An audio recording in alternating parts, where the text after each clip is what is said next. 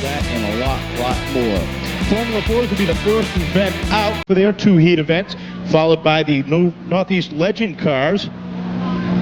Coming after the Sportsmans, the trucks, street stocks, and pro stocks will round out the qualifying round here tonight. Round number 1 out onto the track. I'll grab it. Starting on a pole in the first of the Formula 4 heats out of North Providence, Rhode Island, driving the number 29, the Ford Pinto for Dane Serratelli.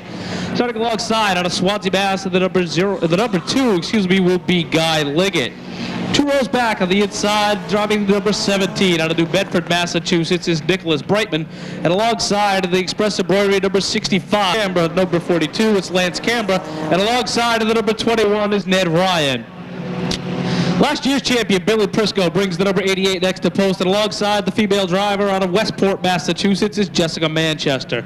Billy Batella brings the number 51 next to post, and alongside is Danny Perry. As the field now begins to head down, they pick up the green from starter Eddie Morin. Green flag is out by the time they hit turn 1. The number 9 car, the black and red machine, works his way through the field. That's Mike Rebello in that car. Had a little brain fade there. Forgot who was driving that car. But by the completion of lap number 1, he takes home the lead from Serratelli. Rebello last week at the Sunday show had a problem with the motor, was unable to run as he sat back. Another driver who was out was the number 7 of Ryan Vaness. Vaness had broken something, gone to a shop close by, tried to fix the car, but did not make it back in time. He now runs in the second spot, but gets passed by Robert Robertson. Robertson works his way up into second in that black and yellow number 20. Vanessa settles in for third in the white number 7. Saratelli still works the second groove in that black Pinto number 29. But here comes the Deuce on the inside, trying to make a run on Vanessa. That's Guy Liggett, number 2. You got to be impressed with the 20 of Robertson. Derek Robertson, a rookie, sits right now 9th in the points standings. This is his first year behind the wheel. They have got the car figured out. Terry's Auto Repair did the motor work for them this week, and now they run in the second spot. Liggett's got a lot of pressure behind him. He's got the 7 of Vanessa, the 2 of Guy Liggett, and here comes your defending champion, Billy Briscoe. Briscoe works the outside of Liggett as they go down the back straightaway. Side by side, Briscoe puts that Volkswagen up near the wall and takes over position number 4. Well out in front is the number 9, the CNC rigging. Number 9 of Mike Rebello. Rebello way out in front of us, the straightaway ahead of Robertson. They head back to the line this time. It's the 2 to go mark.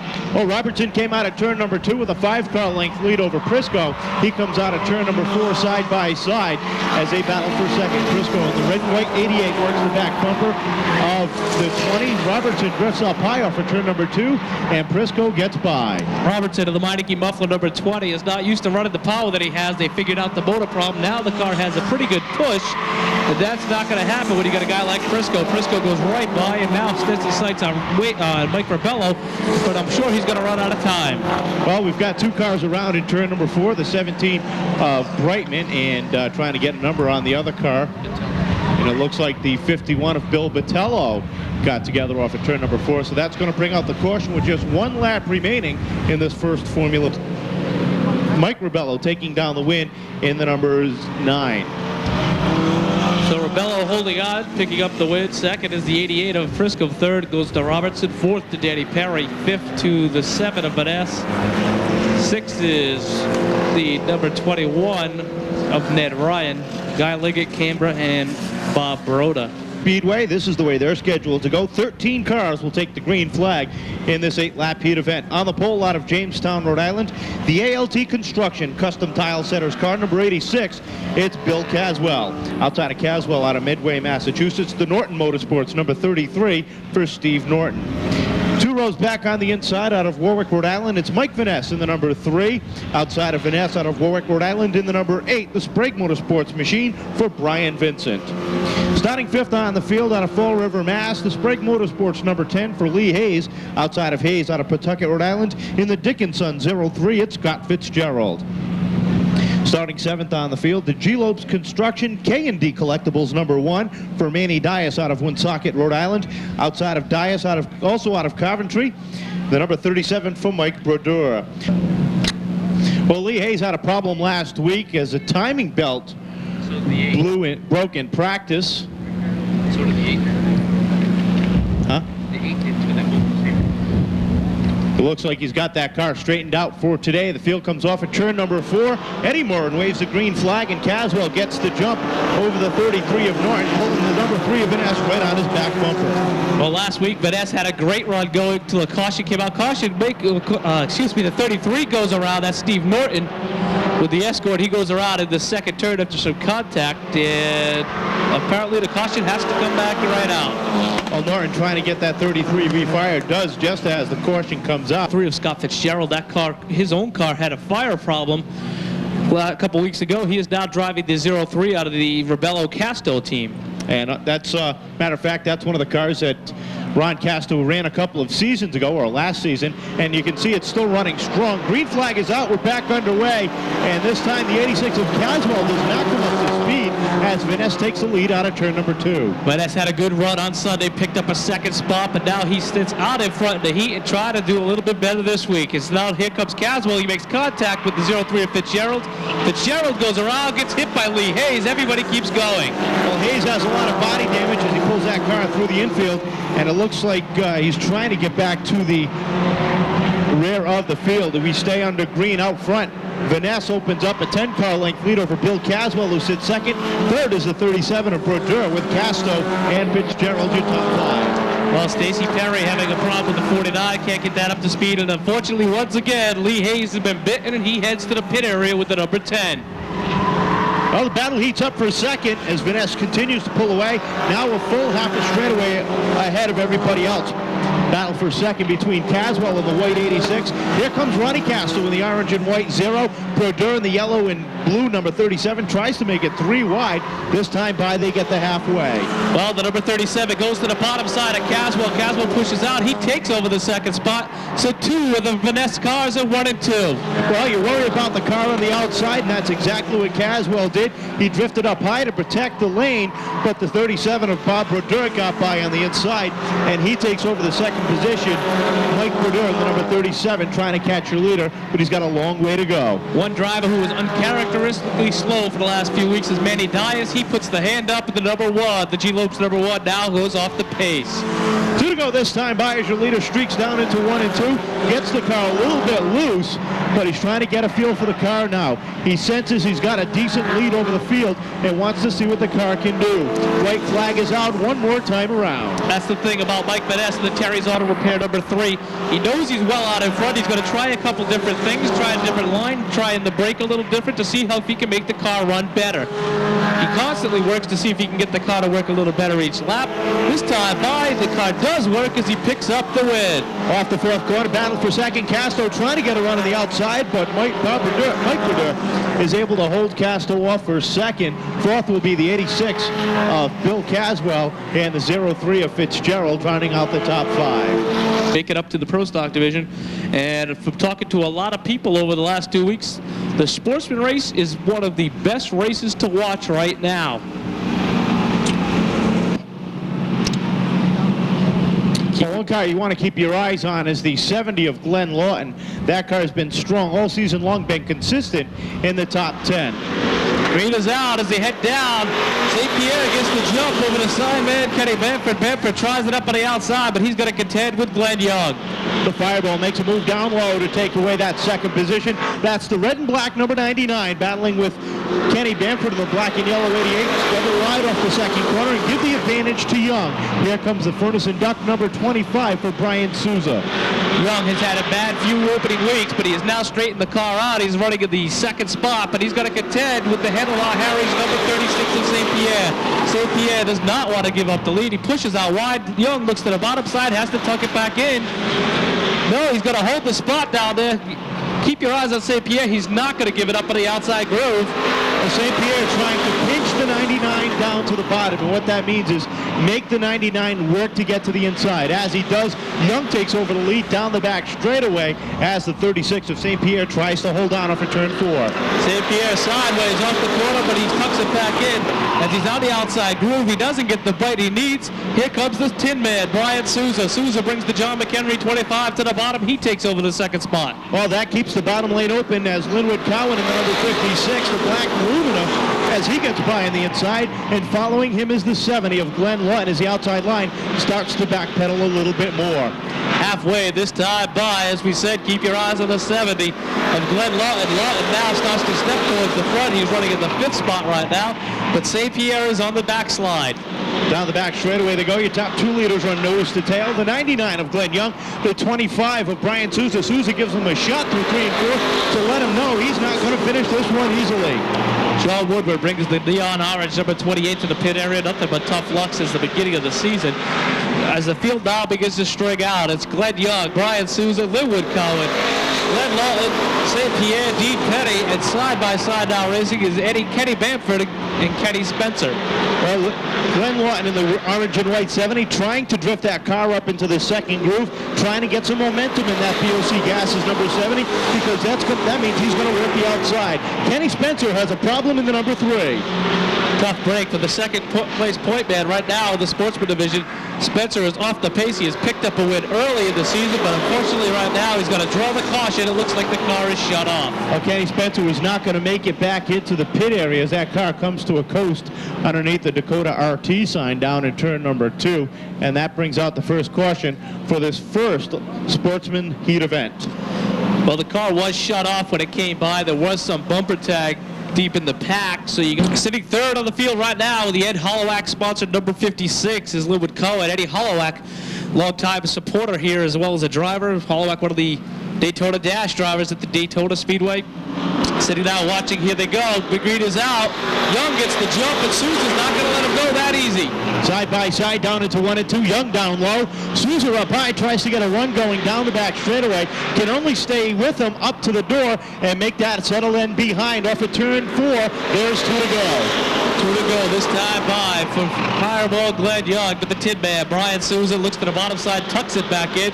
He may be content running in the second spot. He does not want to put the pressure on as he sits back about a half a car length.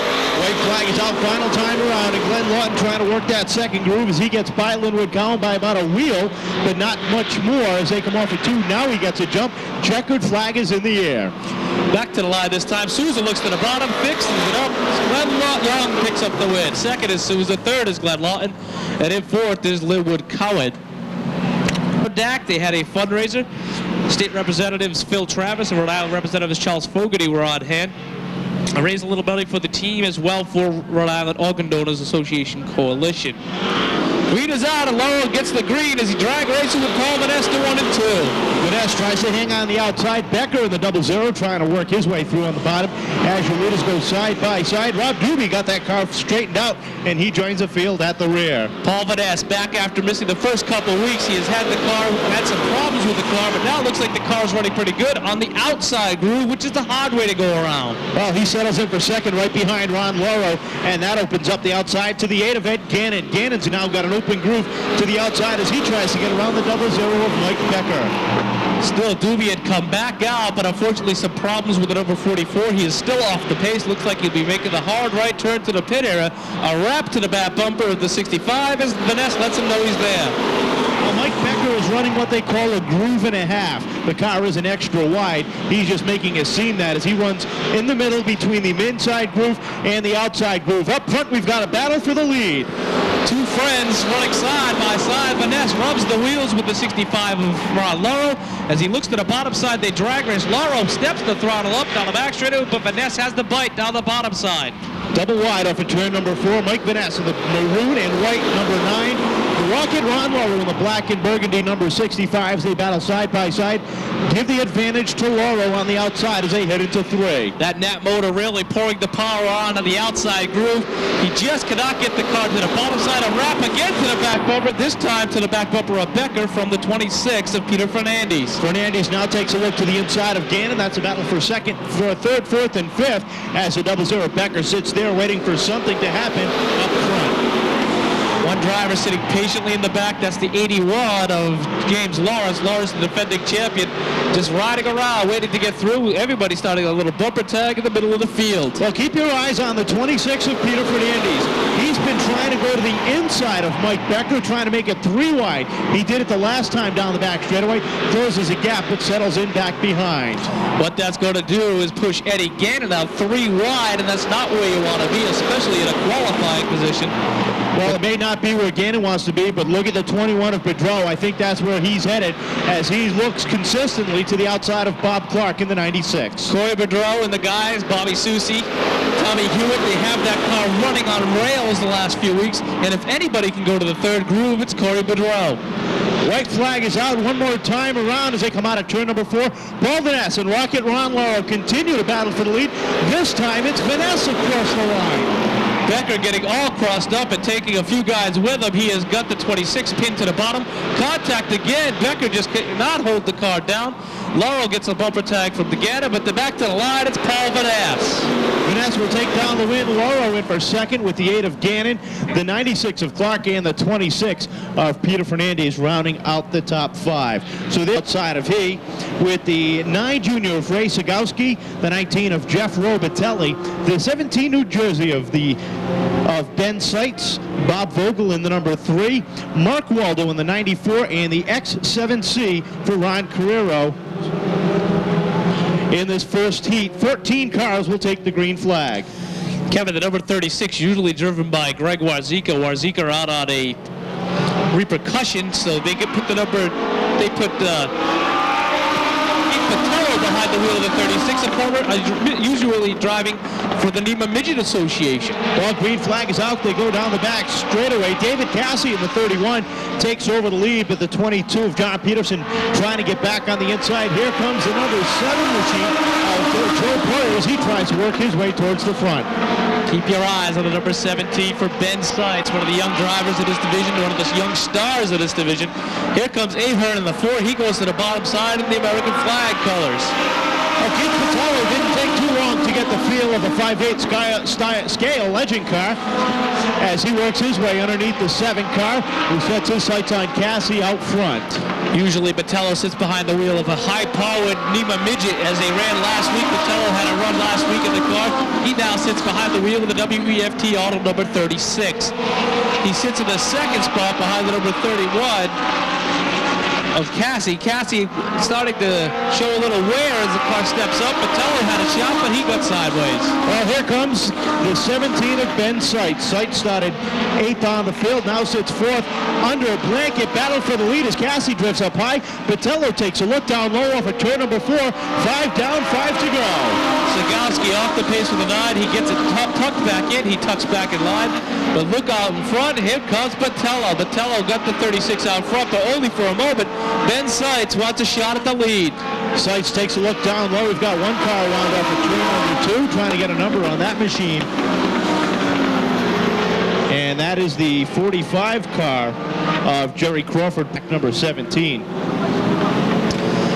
Well, as we said, about unable to talk to the now complete, you can even get to the point where you can have your numbers and letters put on the car. You order the car and go racing. Easy as that. And it is a spec class, which means they're all the same. You can do minor modifications, but not too many. Looks like we're ready to go back to racing. And Cassie tries to hand with the 36 of Botello as they head down into 1, but look out for Seitz as Seitz tries to make it 3 wide. Cassie slows up on the back straightaway. Out in front, Botello showing the way around. He's the home track favorite here. Keep your eyes on number 18. That is Thomas Gray. Gray has a good run going with the silver bullet down the bottom side of Keith Botello as they head down the backstretch. Well, Gray on the inside takes over the top spot, almost off turn 4. Contact is there as he gets into the 36 of Botello. Botello's able to keep that car straight. So is Gray in the 18. Gray slides up and takes over the lead. Ben Seitz sitting back waiting for all this to unfold, but as he does, he gets contact from the number 31, and Seitz goes around. Well, Dave Cassie puts around Ben Seitz in the number 17 as the accordion effect started to take effect off of turn number 2. And what the accordion effect is the car in front starts to slow up just a little bit. Everybody jumps on the brakes behind, and David Cassie getting the worst of that event there. So 65 guys did raise a lot of money, and also on hand also tonight, whatever proceeds come from the win tonight, or hopefully from the number 65 Rod Lowe, we do go back to the last completed green flag lap, and since that last lap was not completed, Thomas Gray will be put to the outside of the front row alongside of Keith Botello in the number 36, giving Botello the pole shot as we get ready to go back to green. 8 laps are complete, 2 to go as we come back under power. Botello picks up where he left off, but he's not going to get it that easy. The 18 of Gray looks to the outside. Keep your eyes on number 31 of Dave Cassie. He has been picking away, but on the outside groove right now, the number 4 of Dave Ahern. Ahern is on the move. Well, 2 to go this time by, and it's a dead heat across the start-finish line. Thomas Gray, the number 18, works the outside of Keith Botello in the black and gold number 36, side by side down the back straightaway they go. The white flag is out one more time around. Trying to get himself back up front is the number 17 of Ben Seitz. Seitz now looks 3 wide down the front straightaway to get around the number 66 of Therian. Down the back straightaway for the final time. Botello sits out front by about 2 car lengths over the 18 of Gray. Checkered flag is out off the 4th corner. Gray takes a look down low. Across the line, Botello takes down the win over the 18 of Gray. 3rd will be the 4 of James Ahern, with David Cassie in the 31 and Bob Vogel rounding out the top 5 in the number 3. 76 is Tom Enders outside of Enders. Tom Enders outside of Enders is Justin Manafort in the number 75. Turo's back on the inside. Car number 23 for Justin Manafort's father John Manafort is pretty much one of the guys who started the Northeast Legends Association, and the other driver to keep your eye on is the Flying Five of Chris Pastriak. Well, Chris Pastriak, the son of Charlie Pastriak, star on the NASCAR Featherlight Modified Series, cutting his teeth there, and I'll tell you, he's one of the strong runners as he runs for Rookie of the Year. Green flag is out. Manafort takes the lead over Enders, the 23 of Buffington right there, and here comes Pastriak in the number 5. Keep your eyes deep in the pack, the number 00 of Peter Valeri. Valeri ran up front the whole race last year. Last race, it goes the number 7 for Silas Hiscock. Well, that's a brand new car for Valeri this year. Last year he had a coupe. This year he sits behind the wheel of a sedan as he sits 7th on the field. Pastriak in the number 5, though, works his way up to 3rd, looks to the inside of Buffington. Up front, one of the cars, a little bit of smoke off the tires, and maybe Buffington. Manafort falls back to 4th, and here comes the 5 of the Pastriak Paving, number 5 of Chris Pastriak. Silas Hiscock in the 7 New York, the Blue Line Machine battles with Peter Valeri for that 7th position as 8 folks try to work their way to the front. But up front, we've got a 3-car battle for the lead. The 76 of Tom Enders, the 23 of Sean Buffington, and the 5 of Charlie Pastriak off Chris Pastriak off the 4th place. One driver off the pace, the number 96 of John Greaves. Greaves, a former street stock driver here with the same colors, had problems with the street stock, stepped up to the Legends cars, and unfortunately right now is having problems with that car as well. Off three-wide battle for the lead as the 76 of Enders tries to hold off Buffington in the number 23 and give the momentum to Pastriak. The silver number 5 on the outside tries the outside of Enders as they go double wide off at turn number 4. Tommy Enders keeps the car to the bottom side. They drag race down the front stretch, but the Western Auto number 5 of Pastriak is on rails on the outside groove. He goes around him down the back straightaway. Pastriak takes the lead, but not for long as Enders battles back on the inside, thundering out of turn number 4, and give the lead to Pastriak as they cross the start-finish line. What Pastriak has done is opened up the second groove, and he's opened up the door to drag Sean Buffington to the number 23, where the Buffington now runs to the back bumper of Enders. He looks to the outside, 2 to go, this time by. 2 more times around the 1/3 mile oval, and Chris Pastriak has taken the lead over Tom Enders, Sean Buffington, and Justin Manafort, your top 4. Silas Hiscock has worked his way up into 5th with the 38 machine 6th. That's Len Beebe, and Peter Valeri 7th, though with 1 more to go. Out in front, it's Pastriak, showing why he has the last name, just like the NASCAR Featherlight Modifieds. Pastriak is well out in front.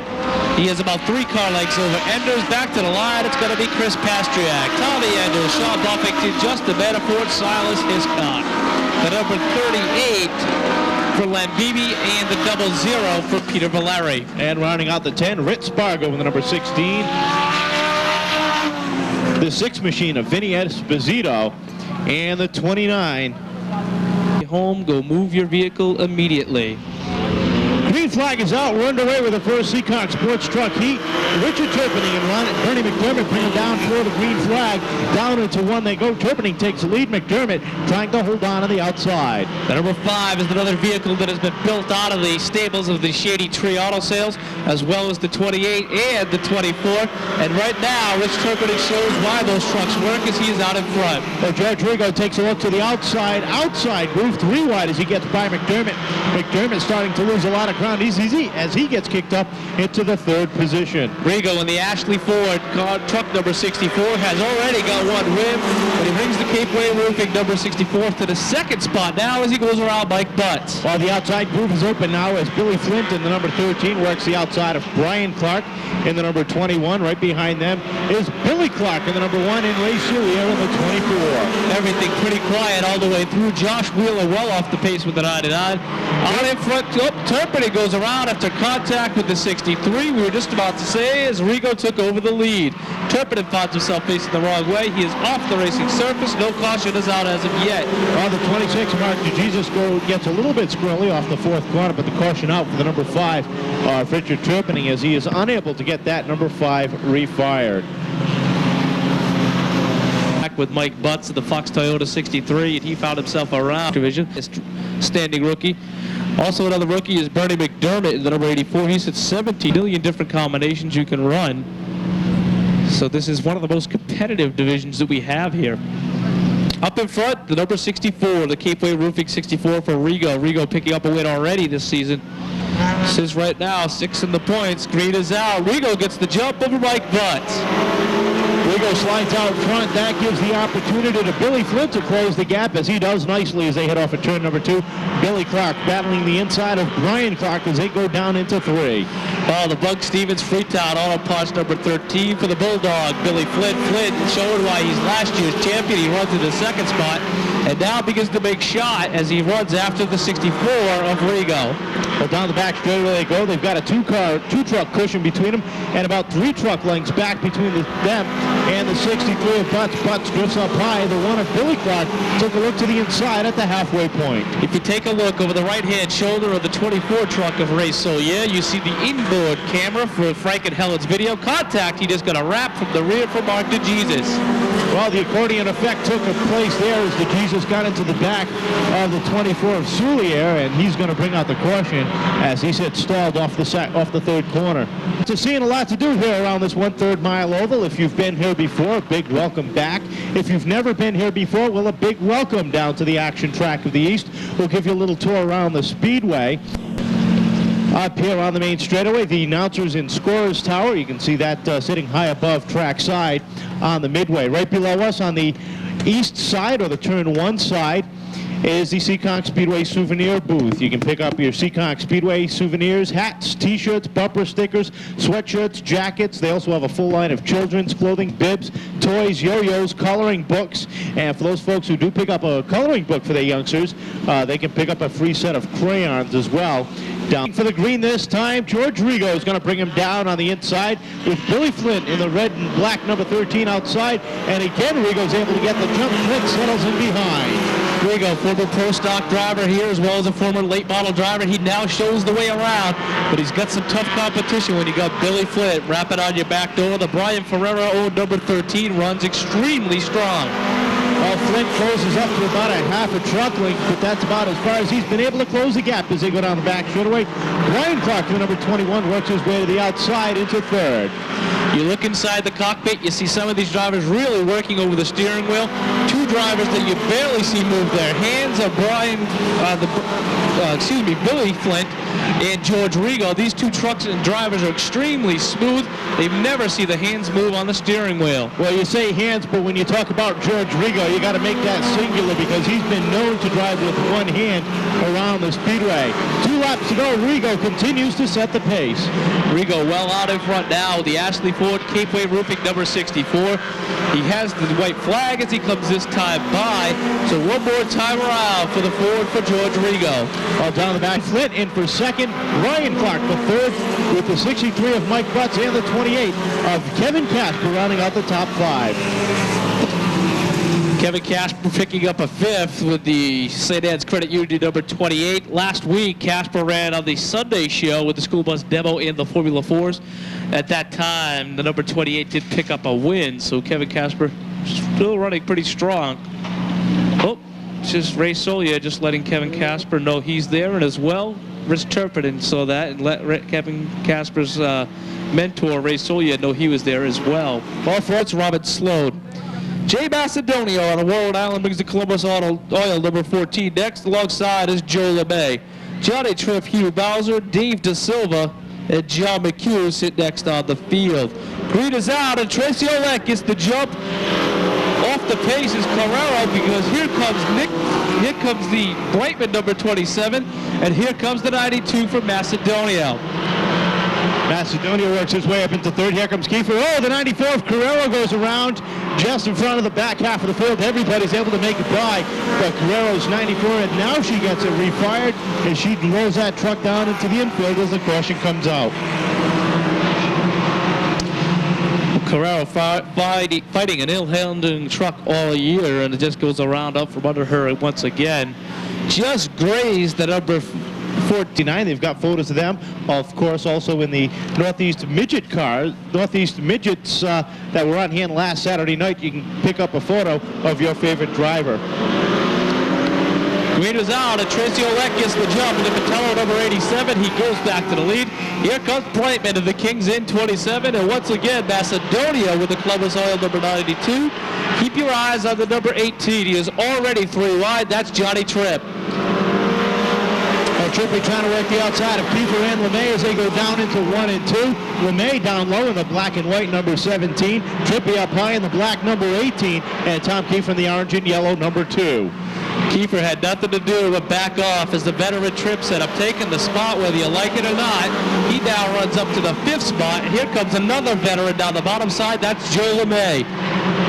Up front, the battle heats up for the lead as this 27 of Brightman gets a good run going on the 87 of Olette.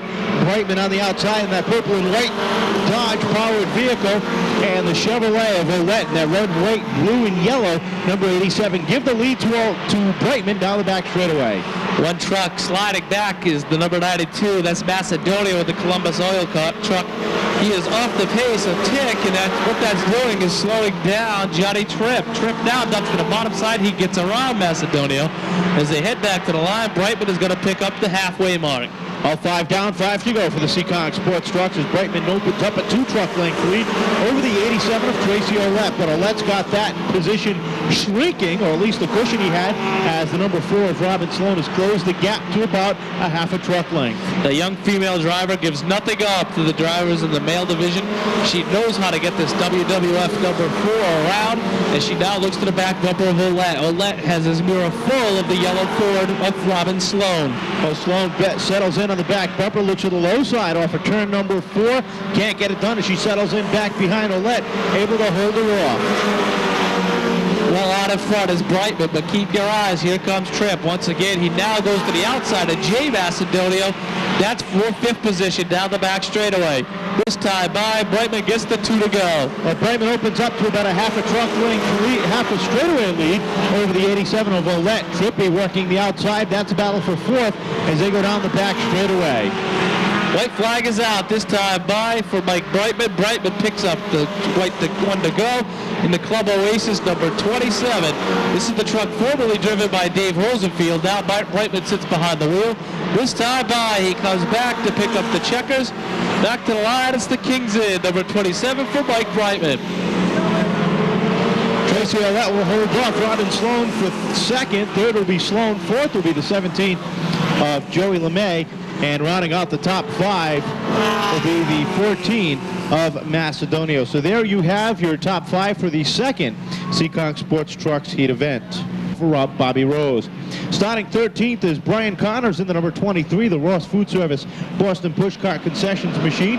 The E&R Roofing number 70 of Don Enos and Gregory Jacobs in the 09 round out the field. Bernard gets the jump, but right away Eric Snow went to the outside of him. Now to the inside goes Mohan. That's the former Pete Fernandez 26, and that car takes over. It looks like Bernard is way off the pace with the 49. Well, Eric Snow gets crossed up in front of the field. Everybody trying to get by. Bencourt makes contact with the 47 of Belmont, but he's able to roll away. Everybody got messed up. Betancourt, the 16 of Moulton, the 83 of Eric Snow, and you saw Bernard nosedive the car through the grass. It looks like Snow may have a problem with the 83 after all is done. A tough break for Eric Snow as he starts to slide back on the outside. Now pulls up lane into turn number 1. Bobby Betancourt does the same as a couple of cars get by, and it looks like Betancourt's got a left front tire flat. Tough break for Betancourt. He was sitting 3rd in the points, last year's point champion, and he's got a flat left front tire. Another car who did get banged around and doesn't seem to be running as good is the 16 of Moulton. Believe me right now when I tell you the car is off the pace, but Stacy is overdriving the car to make up the difference. Left front, the battle heating up between Mohan and the 28 of Fairwood. Fairwood in that white number 28 all over the back bumper. Mohan in that black number 26 drifts up a little off of turn number 2. This time by, it's the halfway. 9 cars will move up into the feature out of this heat. 9 cars make the move up. That's why Betancourt was trying so hard to stay out there, but unfortunately the tire's getting the best of him now. Don Enos takes over the final qualifying spot with the number 70. Well, Jody Cirillo has caught you 2 leaders. They come out on turn number 4. Robert Mohan in the 26, Billy Beardwood in the 28, and Cirillo in the black and purple number 37 has caught him. Beardwood takes a look out down to the inside. Beardwood now looks to the bottom side of Mohan. Betancourt brings the number 21 to the pit area. Tough break for him, as well as Bernard trying to get the 49 into the pits as well. And Mohan settles in for third right behind Cirillo. John Belmont doing a great job holding on in that fourth position with Al Clements the third rounding out the top 5. 2 to go this time by for the first street stock heat event. Well, after all is said and done, it was the bumper tag in the beginning, but the cars have straightened out. Beardwood, Jody Cirillo, Mohan, the 47 of Belmont, Al Clements, Stacy Moulton, Paul Mealy, and Bobby Rose. The final car in will be the E&R Roofing 70. That's Don Enos as the field goes under the white. One more time around. Billy Birdwood continues to set the pace, but the 37 of Jody Cirillo continues to work the back bumper. Off the fourth corner they come. Checkered is out, and Billy Birdwood takes down the win. Jody Cirillo is second with the 26 of Mohan third, the 47 of Belmont, and the number 72 of Al Clements the third, rounding out the top 5. Paul Neely in the 22, the 16 of Stacy Moulton, the 24 of Robbie Rose, and the 70 of Don Enos.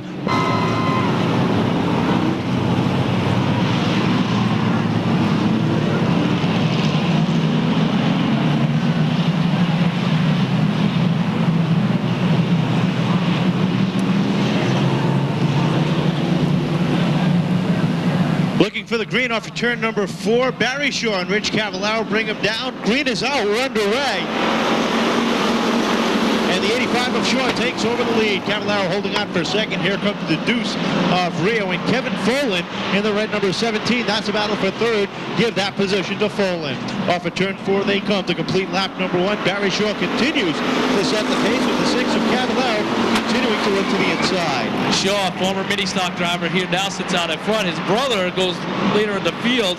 That is the Kevin Shaw, number 86, as he has made contact with the 59 of Joe Ferro. Contact again, and around goes Kevin Shaw. He gets turned around by the 116 of Sylvia. He finds himself in the infield. Shaw rolls the car off the racing surface. We stay under green as the field comes out of turn number 4. Barry Shaw sets the pace. The 6 of Cavallaro, the 17 of Folan, the 2 of Rio. Now comes the 3 of Pete Water. Caution out now for Blue Remy. Hard shot. Who took a hard shot into the front straightaway wall, bringing out the caution. Well, Kevin, for the last few weeks, Lou Remiza has been really fighting an ill-handling race car. They just cannot figure the car out. And a big-time push has put the number 58 into the concrete. Well, we can see him moving around, so that's a definite plus as the car did its job and took the brunt of the impact. And Lou is okay. He's got the net down, just shaking out just a little bit. It's tough to see an independent racer like that have such a hard hit into the wall.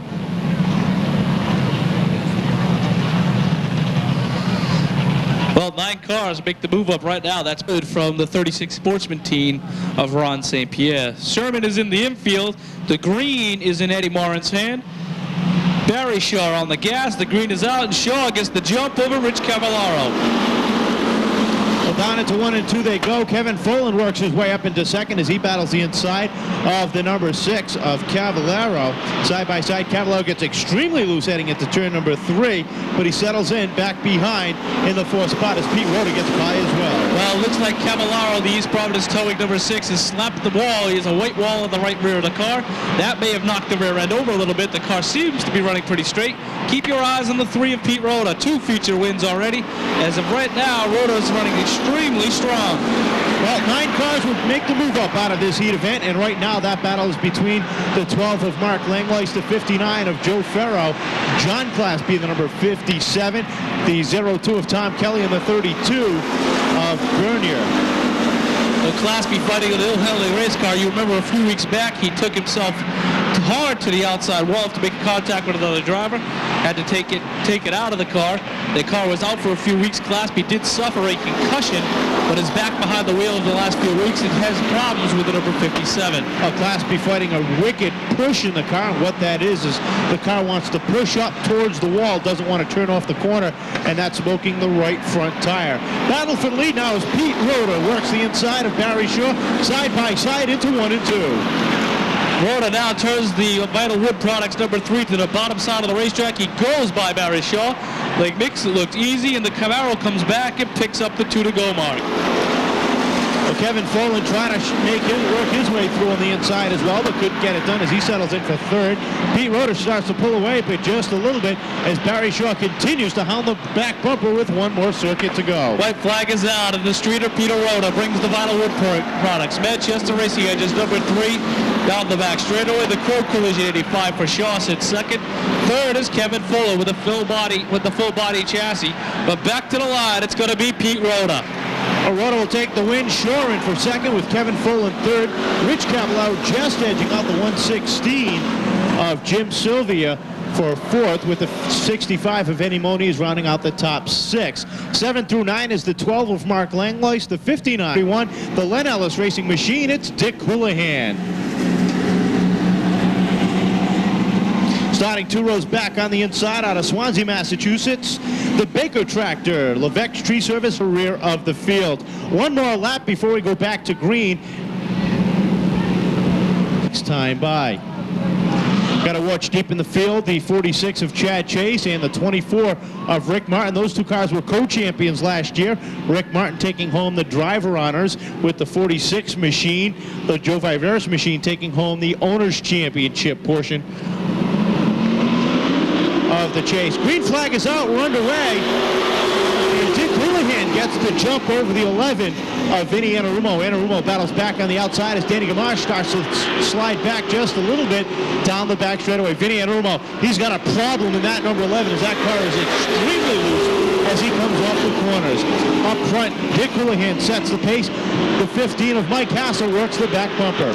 Well, the ageless veteran Dick Houlihan, he gets around here at the Lee Speedway and at the Thompson Speedway. And now he's got the number 41 for Len Ellis running up in front, but he's getting heavy pressure from the Industrial Electric 15 of Mike Hassel.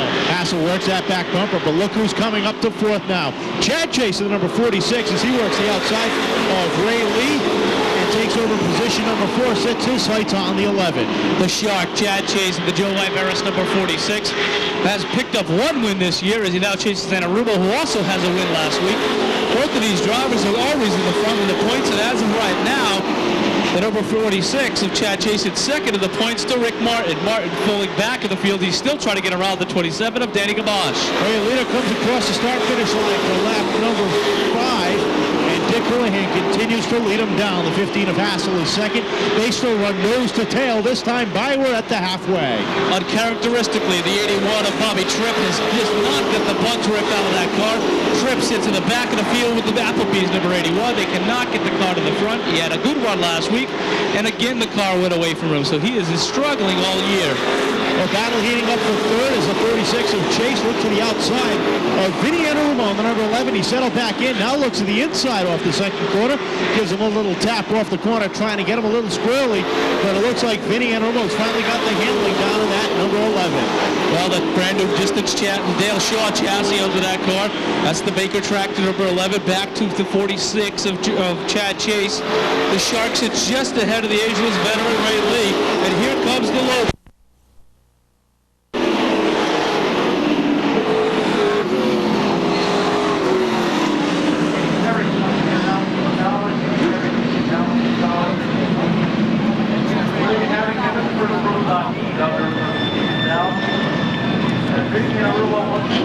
Alan McClure. He has driven just about everything you could think of.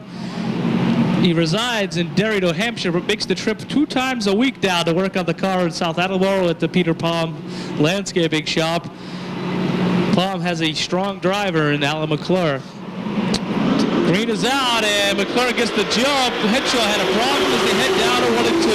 Well, Henshaw jumped on the throttle, got a little squirrely, but is able to get it back as they head out of turn number 2. St. Angelo looks to the inside of the 77 of McClure, but can't get it done. A little bit of bumper tag. St. Angelo checked up, and he was tagged in the back by the 96 of Hutchins. Officials tell Hutchins they're keeping an eye on him. Keep your eyes on the 42, the 99, and the 14. These 3 drivers, one of them with a win already, Wayne Dion, but the 3 drivers have been running extremely strong each and every week. Well, Dion takes a look to the 3rd groove. Haven't seen him do that in about 18 years as he looks to the outside of Bobby Leclerc, but he thinks wisely of it. Settles back on the inside and to follow the 0-2. Here comes St. Angelo. St. Angelo looks to the bottom side of McClure as they run down the front stretch. He has the car to the nose, the bottom side of the racetrack as they head down the front. St. Angelo looks like he's got the spot. McClure in that green and white, number 77, trying to hold on a second. He drifts back to third as the 10 of St. Angelo gets by. Here comes the yellow and orange 96 of Dave Hutchins. Dave Hutchins in the Ronco Electric 96. That's a Rick Martin-built race car. Hutchins looks pretty strong with the car, but he's got a tough contender to go by with Alan McClure. And if he doesn't step up the pace and get around McClure, he's going to have to deal with flying Fred Estelle. Well, we're at the halfway point of the second Pro Stock Heat event. Mike Cavallaro continues to backslide on the outside. Matt Dewey gets by on the inside. Here comes Dion as well in that black, yellow, and orange number 99. Three-wide battle for third. Look at this as Hutchins to the outside of McClure. Freddie Estelle dives down low and takes that position away. Dewey tries it there as well, but McClure's able to shut the door. McClure once again gets kicked up into the second groove. Dewey gets by. Here comes Dion in the 99 as he gets by on the inside as well, trying to close the gap up front. Todd Henshaw continues to set the pace. Eddie St. Angelo is second. Flying Freddie Estelle is third with Matt Dewey, Wayne Dion, Bobby Leclerc, your top six. 2 to go this time by McClure. Henshaw gets a little bit sideways off at turn number 4 as the 10 of St. Angelo works the inside. Here comes Estelle on the outside. The blue and yellow, number 14, putting his bases to the outside. Dewey now puts the 0-2 into it as well. White flag is up. One more time around for the Pro Stocks. Down the back straightaway for the final time. Henshaw, St. Angelo, Estelle, and Dewey, your top 4. Checkered flag is out, and Todd Henshaw will hold on for the win. Eddie St. Angelo second, Freddie Estelle, Matt Dewey, and Wayne Dion round out the top 5.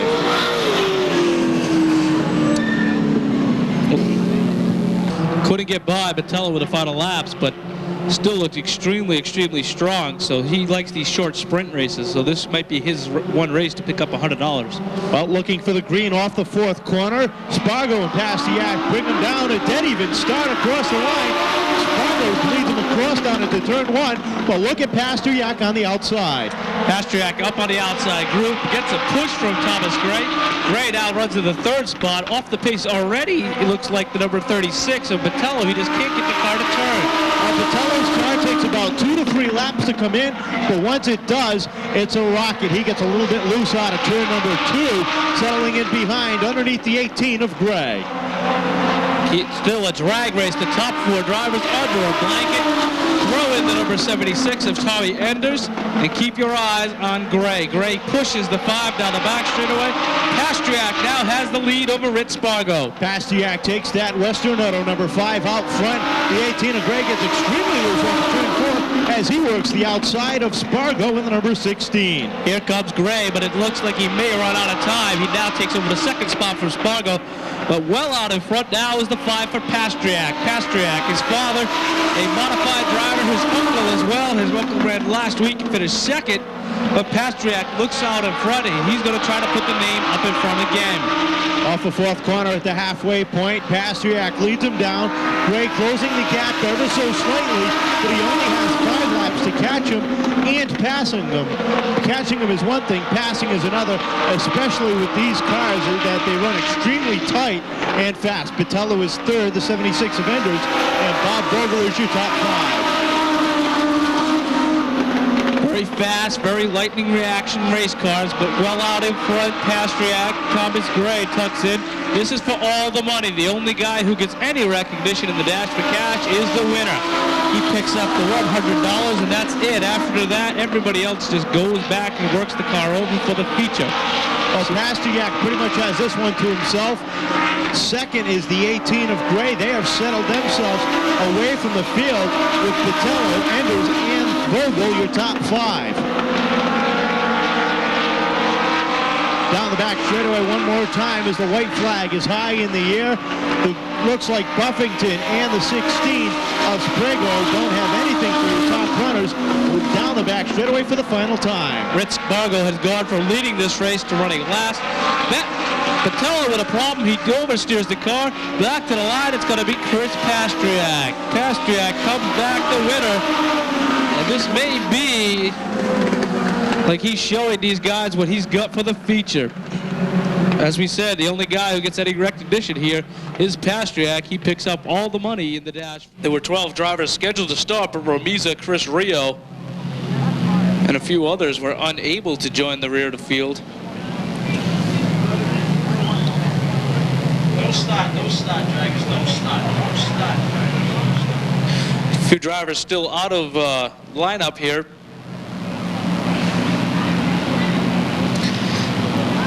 These drivers are on the two-way radios with the track officials, and the track officials are telling the drivers where to go.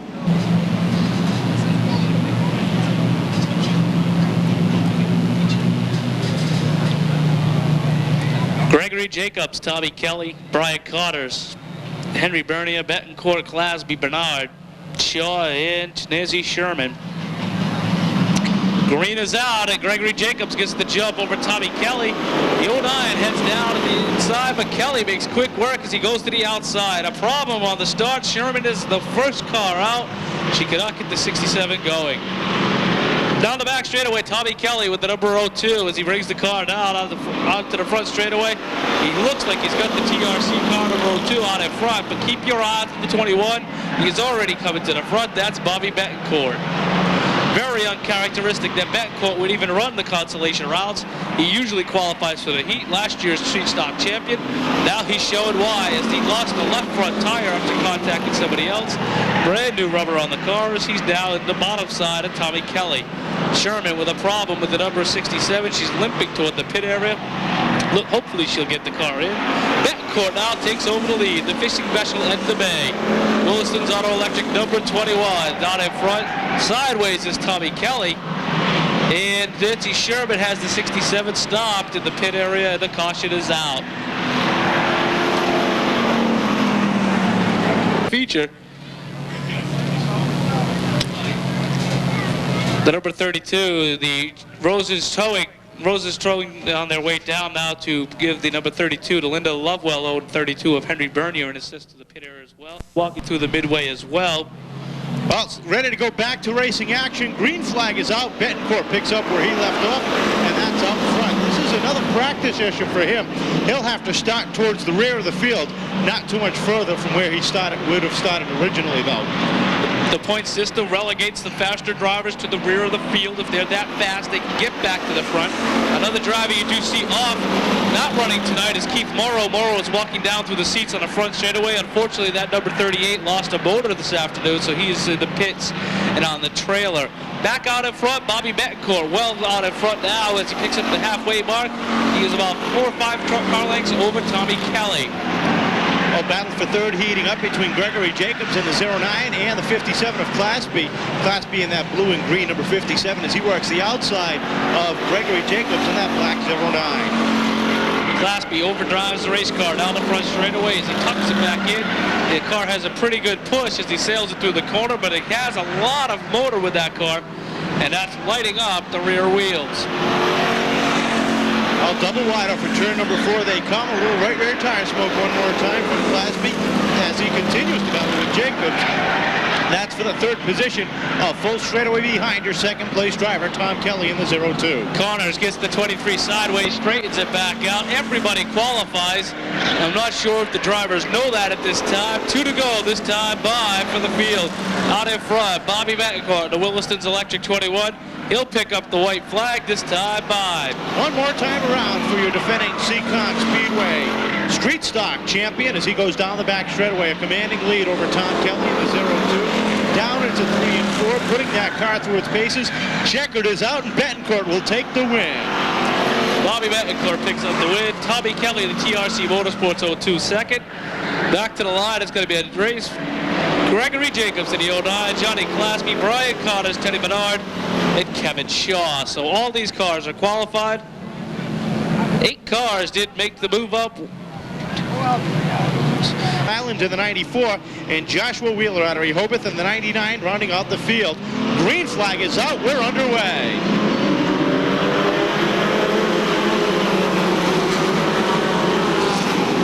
Field rolls off at turn number 2, and the 87 of Tracy Ouellette sets the pace. The blue and white 92 of Nick Macedonio is second, getting by Turpinning in the number 5. We saw the 27 of Brightman dominate his heat event. He sits 5th on the field now, make that 4th as he gets by the number 63 of Butts. He looks to the outside of Turpinning as they go down the back straightaway.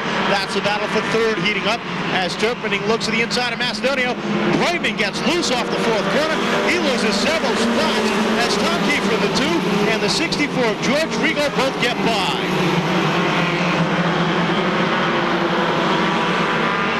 Tracy Ouellette continues to lead him down off of turn number 4. Turpinning in the gold number 5 sits on the inside. He holds on for 2nd, but for how long as Macedonio continues to battle on the outside? He gets loose off the 2nd corner. Tom Kiefer in the yellow and orange number 2 takes a look down low in that Ford Ranger. Double wide off of turn number 4 as Turpinning gets a little bit sideways. Kiefer slides up into the 2nd groove. Macedonio gets kicked up near the wall in the 3rd racing groove.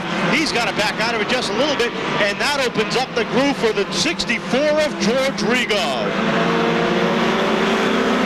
Rigo battles the outside, makes it 3 wide around Turpinning, and Kiefer, his contact is made there. Turpinning goes around in front of the field. Everybody except for Billy Flint is able to make it by. That's going to bring out the caution. So the first question of this event out for the 5 of Richard Turpinning as Lee Enduro, Sunday, June the 13th. Also on hand will be spectator drags. We had almost 30 cars here last Sunday, looking to enlarge that field next Sunday. That's the 13th of June. Tell you a little bit more about that later on. Right now, we're ready to go back to racing, and the 87 of Tracy Ouellette picks up Ringer in that run, but this time he's got George Rigo working the back bumper. Kiefer battles back on the outside, trying to hold on, but Rigo works his way, threads the needle to the outside as he works the outside, trying to become the first 2-time Seekonk Sports Truck feature winner of 1999. Double wide off the 2nd corner. Rigo in the yellow number 64 gets a little squirrely, but Ouellette's able to hold on as they go side by side into 3 and 4. 3-wide action deep in the field as the 18 of Johnny Tripp tries to work his way almost 4 wide there as the 63 of Mike Butts was drifting up the speedway. Mike Butts goes around off of turn number 2, able to keep that Toyota rolling. We stay under green. Up front, Rigo has assumed the top position as he starts to pull away from Tracy Ouellette by about 2 truck lengths. Down the back straightaway, Ouellette holding on to 3rd, but a lot of pressure behind. He's got the 21 of Brian Clark and the 24 of Ray Soulier. Clark gets a little bit sideways, almost made contact with Soulier, but Soulier was able to turn on the turbochargers on the outside. Down the back straightaway, the battle heating up for a 2nd. Soulier in the white, blue, and orange. Number 24 works the outside of the red, white, blue, and yellow. Number 87 at the halfway point. 10 down, 10 to go in tonight's Colony Ford Seekonk Sports Truck feature event. And George Rigo has a comfortable lead over Ray Soulier. 3-wide action for 3rd. Look at that on turn number 4 as Mike Brightman looks to the outside of Ouellette as Brian Clark looks to the inside. Now he battles it back on the inside. Brightman in the number 27.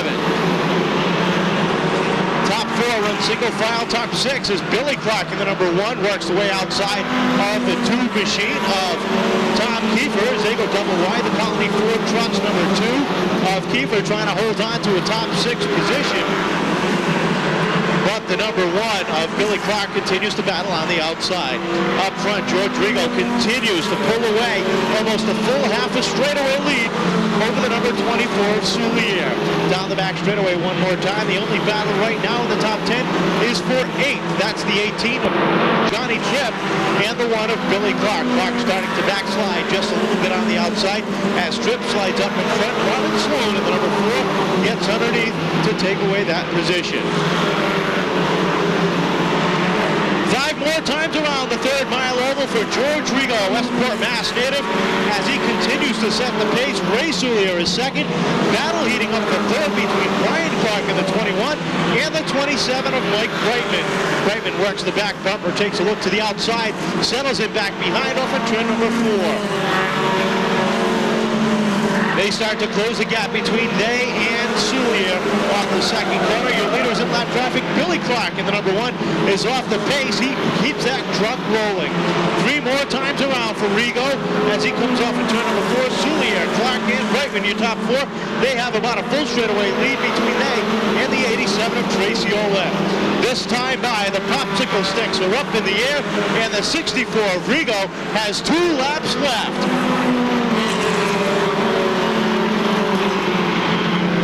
Lap traffic not a problem so far for George Rigo as the battle continues deep in the pack for 5th as Johnny Tripp looks to the outside of Tracy Olette down the back straightaway. One more time around for the Westport, Massachusetts native George Rigo as he tries to put Alan Leach a lap down, slides down the inside, down the back straightaway, and Leach is -1. Off the 4th corner, checkered flag is in the air, and George Rigo becomes the first repeat winner of the Seekonk Sports Truck. Race earlier in for 2nd, Brian Clark, Mike Brightman, and Johnny Tripp around out the top 5. 6 through 10 is Tracy Olette in the 87, Tom Kiefer in the number 2, the 13 of Billy Flitt, the 28 of Kevin Casper, and the number 4 for Robin Sloan are your top 10.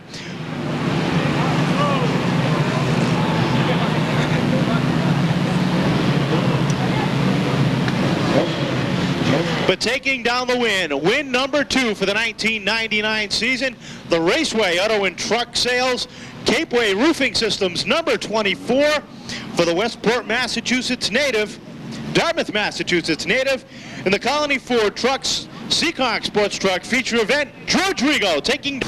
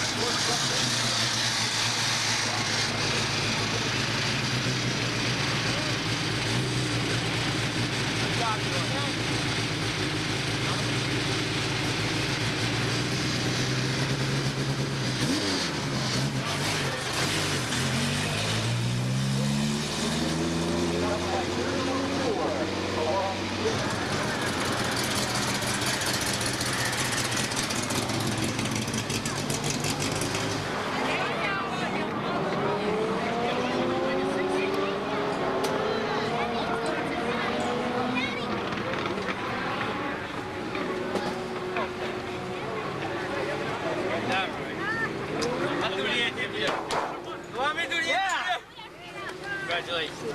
Thanks.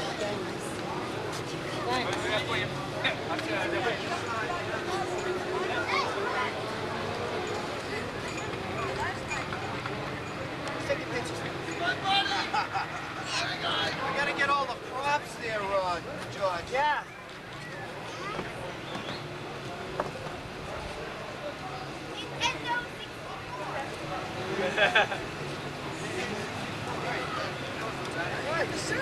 Hey, that's the old timer. George, over here, George.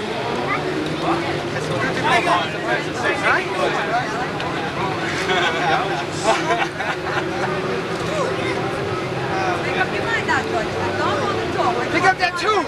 Pick it up. Don't give them that thing. All right. All right. Move. Is that on? I want a picture with him. I want a picture with him. Oh, I don't know.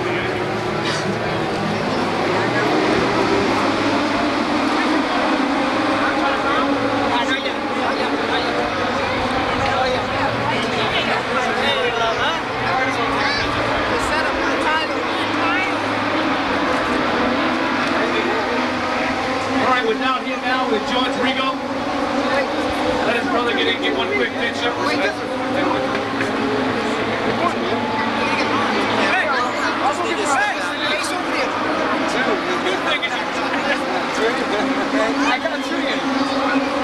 Alright, now we're ready. We're down here with George Rigo. George picked up a win early in the season. Now another win with the Asking Ford, number 64.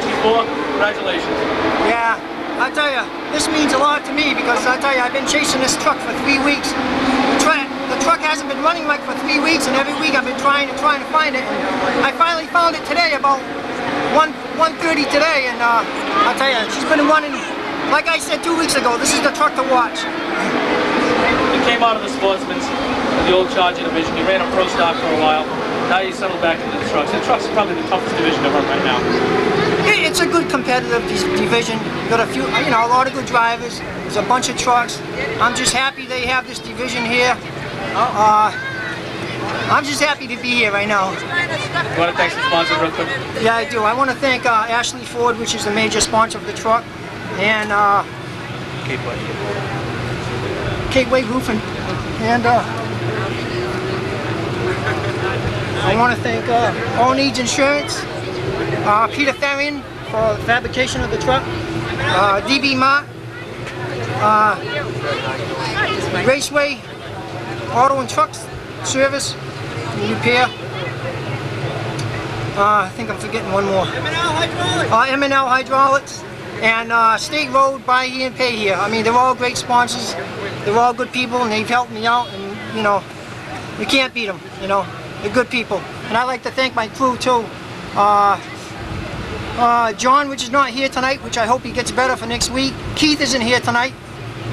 Hope he gets better for next week. My wife Liz, my brother Kenny, my brother Bruce, my sister Anna, Greg, and Kevin. And I'd like to thank everybody else who's helped me out tonight for all the little odds and ends that I needed. Janice from Red Wing. And I'd like to thank Janice from Red Wings too. Dartmouth. All right, George Rigo picked up 2 wins this year. I'm sure he's not done. We'll let the rest of the Rigo brothers get in here and take their fit.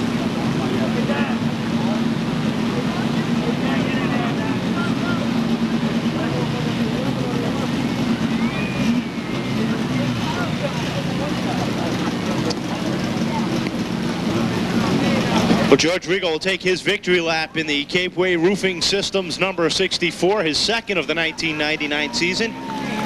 The sponsor-wanted machine. If you're looking to get involved in racing, doesn't necessarily have to be with the 64 team, although that one's showing what a front runner he is. A lot of the drivers here, not only in the Seekonk Sports Truck, but also in the Formula 4s, the Sportsman's Street Stocks, and Pro Stocks, all looking for some help there as well. If you're looking to get involved, it's a great way to do it. All you have to do is seek out one of the drivers or car owners. Drivers are kind of a lot easier to spot because they wear the suits.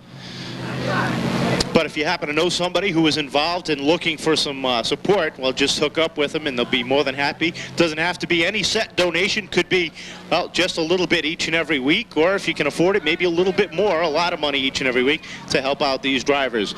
George Rigo, former late model sportsman standout and pro stock standout, setting his sights on the championship for the 1999 season in the Seekonk Sports Truck. Ladies and gentlemen, one more time, George Rigo taking down the win.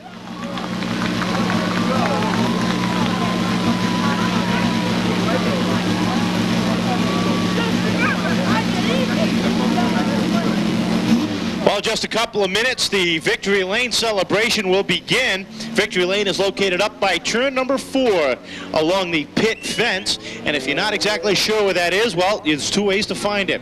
Big sign hangs above, says Victory Lane. Or you can look for the Ford trucks down next to Victory Lane. Thanks to the folks at Colony Ford with us. There's a beautiful 99 Ford F350 turbo stroke diesel Super Duty. Just if you're looking for a work truck and a play truck, that is definitely the machine you want to take a look at. Well, the New England Dodge Legend cars will be out next for their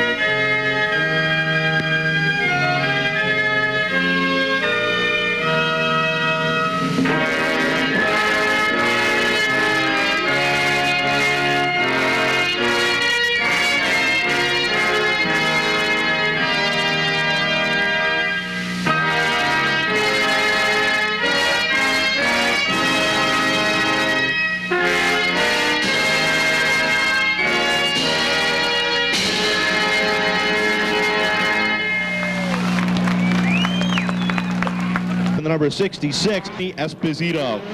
John Peterson in the number 22, a roll off next in the number 22. Outside of Peterson, the number 29 for Jerry Robinson. Jerry Crawford in the number 45 will be next. Outside of him, John Greaves in the number 96. Aldo in the number 94. That's the way they're going to take the green. We're ready to roll in tonight's Colony Ford Legends feature event. Green flag is out. The field thunders off a roll off the fourth corner. Jim Ahern tries to make it 3 wide underneath David Cassie and Sean Buffington. Buffington gets the advantage down the back straightaway. He takes over the lead. Cassie settles in for second. Here comes Ahern on the outside. The 18 of Tom Gray right there as he tries to work his way to the inside. The top 4 cars run nose to tail under a blanket. Justin Manifold, the number 75, is right there as well as Ahern continues to run the outside. Ray gets a run underneath Cassie off the fourth corner. He works his way up to the second. He was very strong in his heat event, and he looks extremely strong here in the 25-lap feature. Down the back straightaway they go. It's still Buffington out front. Gray in second in the number 18. Cassie tries back on the outside, but here comes Manifold with the number 75. The number 76 machine of Tom Enders right there as well. Here comes Silas Hiscock as we've got one car around on the back straightaway, and that's going to bring us under a caution. What car is it? Connecticut. We enjoy this. In fact, we see a lot of our own customers here each time we do this, and it's good to see them, and it's good to see them support the racing locally. Now, how did this all come about? Now, I know you get a lot of prospects trying to help you out on their vehicles, but how did you approach the Seekonk Speedway about helping out them as well? Boy, I really wish I could tell you that. I think John Ritchie was instrumental in doing that a number of years ago, and it's probably 5 or 6 years ago now. And how long into the future do you see this association going? I see it continuing indefinitely at this point. Everything's great. It's a great. The dealership and said. That's hard to put a number on, but we. Quite often we'll hear people say that they saw Tom's truck with probably one of the best seats in the house, short of the back straightaway, because they do say that's the best seat here to watch a race. But thanks a lot for being on hand with us again. Thank you, Kevin. And of course, Colony Ford, you can see their trucks down in the turn 4 area. Well, looks like we're ready to roll one more time. Sean Buffington trying to pick up where he left off. Gets the jump from the 18. Here comes Manifold, number 75, as he works to the inside. Manifold, that red number 75, Sedan, works the inside of Tom Gray. Here comes Ahern one more time. And Silas Hiscock in number 70. The blue and white Sedan works the outside. Side by side out of turn number 2, Enders in the black number 76. Hiscock in the number 7, the blue and white machine as he goes around David Cassie, the white number 31. Keep your eyes on the 17, the black and red sedan. Coming from the rear of the field, he's up to mid-pack as he battles the X7C. We've got one car off the pace, that's number 66 machine of Mark Derry, and he's on the infield. Sean Buffington continues to set the pace. David Cassie's got a problem. In the number 31, he's off the pace down the back straightaway. Off the front corner, your leaders continue to be Sean Buffington, number 23, the 75 of Justin Manifold, the 18 of Gray, the 4 of Ahern, and here comes Pasteryak. Chris Pasteryak at number 5, a rookie in the legend cars. He sits 7th on the field, gets him off the 76 of Enders, and now sets his sights on Ahern in the number 4. Pasteryak 5th on the field, just about almost to the halfway point. As they go double single files on the straightaway. Ahern now gets by the 18 of Gray as they go down off of turn number 2. Ahern is on the move. Here comes Ben Seitz. He's gone by Peter Valeri. Now he gets by Bob Hogan, the number 3. Sets in sight behind Silas Hiscock to the outside of Glenn Beatty in the number 38. Oh, 3 cars together off of turn 2. Jim Ahern in the number 4. The 75 of Justin Manifold is around, and the 17 of Ben Seitz slides that car high with nowhere to go.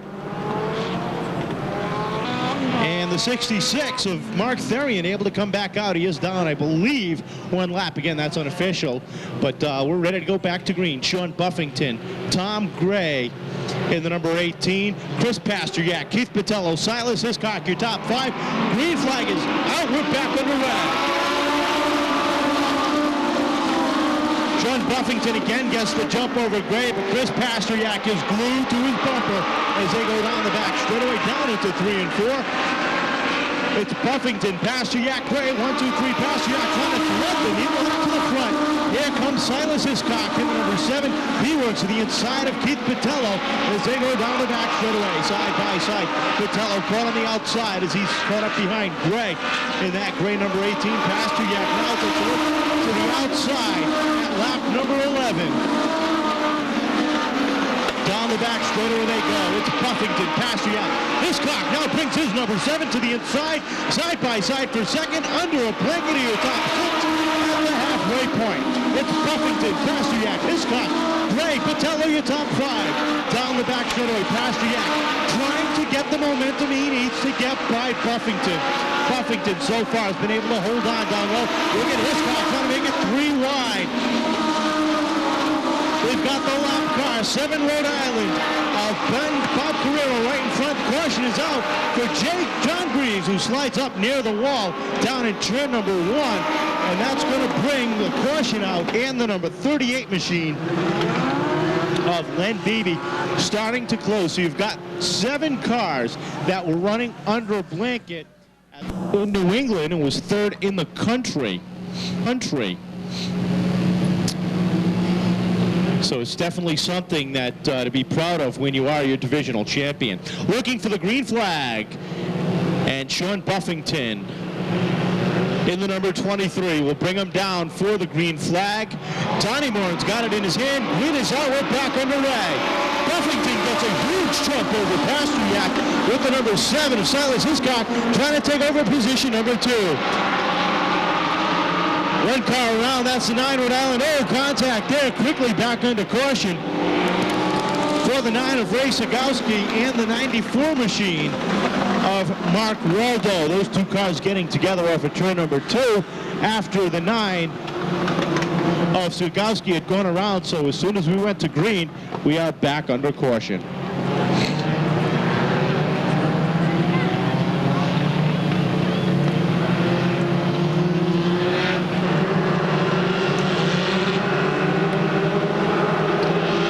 Chief starter Eddie Morin lets him off at turn number 4, and this one will be a no-go as Buffington was a little quick and a lot of cars getting a little bit squirrely as we've got the X7C for Ron Carrero.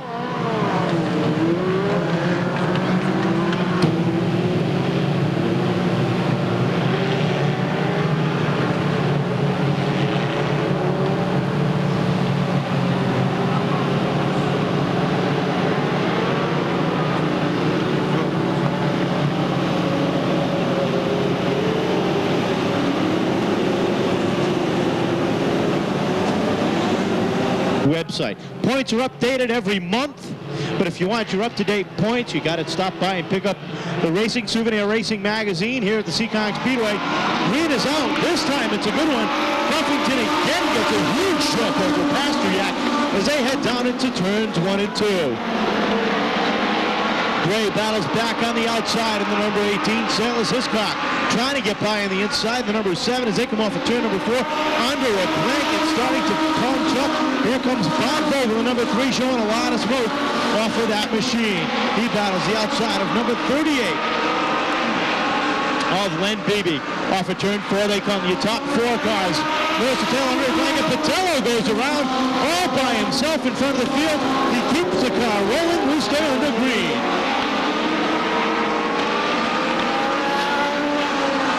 Down off of turn number 4, their top 4 cars run nose to tail, side by side, under a blanket, down off the back straightaway. Sean Buffington out of Lisbon, Connecticut.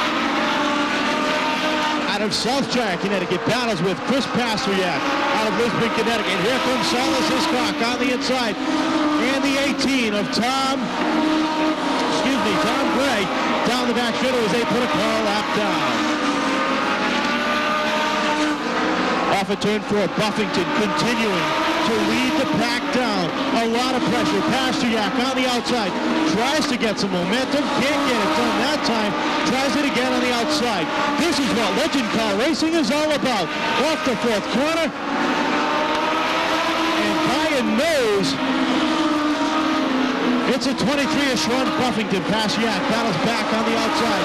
Side by side, down into 3 and 4. Pasteryak is drawn even 5 more times around the 3rd mile over and give that one to a dead heat with 5 to go. Down the back straightaway one more time. Another lap car in front of your leaders. Buffington drops up high. Holds on. Pasteryak still running that second groove. Settles in behind. Will he take a look to the low side or will he continue to run that second groove?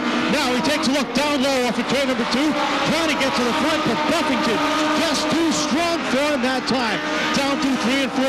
Another lap car. Contact. Bumper tag as Buffington slams the door. Down heading into 1. Buffington all over the back bumper as Chris Pasteryak. As Pasteryak looks for a hold by.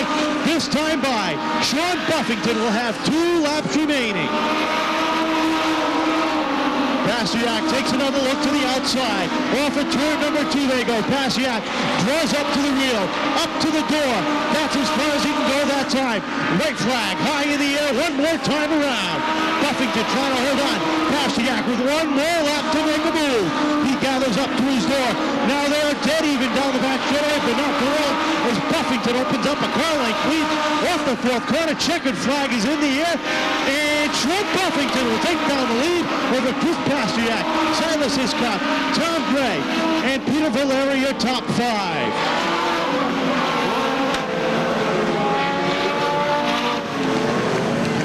One more time, Keith Patello goes around off the 4th corner, but taking down a hard-fought win.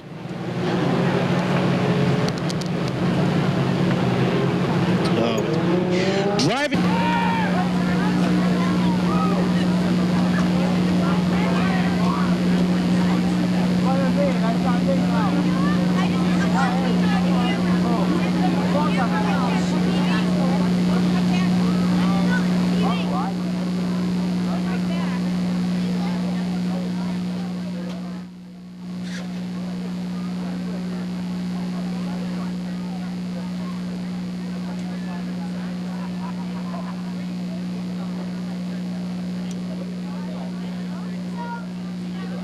Well, Sean Buffington, his first time taking the victory here at the Seekonk Speedway, doesn't know he gets a full victory lap, and he gets to go up to victory lane for an interview, photographs, autographs. That's all up in turn number 4 next to the Colony Ford display. He'll be up there in a minute, but taking the victory lap out of Plainfield, Connecticut. And that beautiful. Congratulations, nice job. Thanks.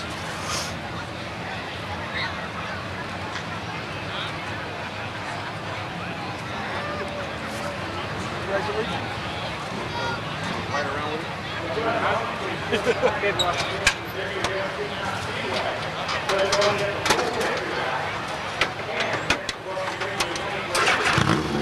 You ready?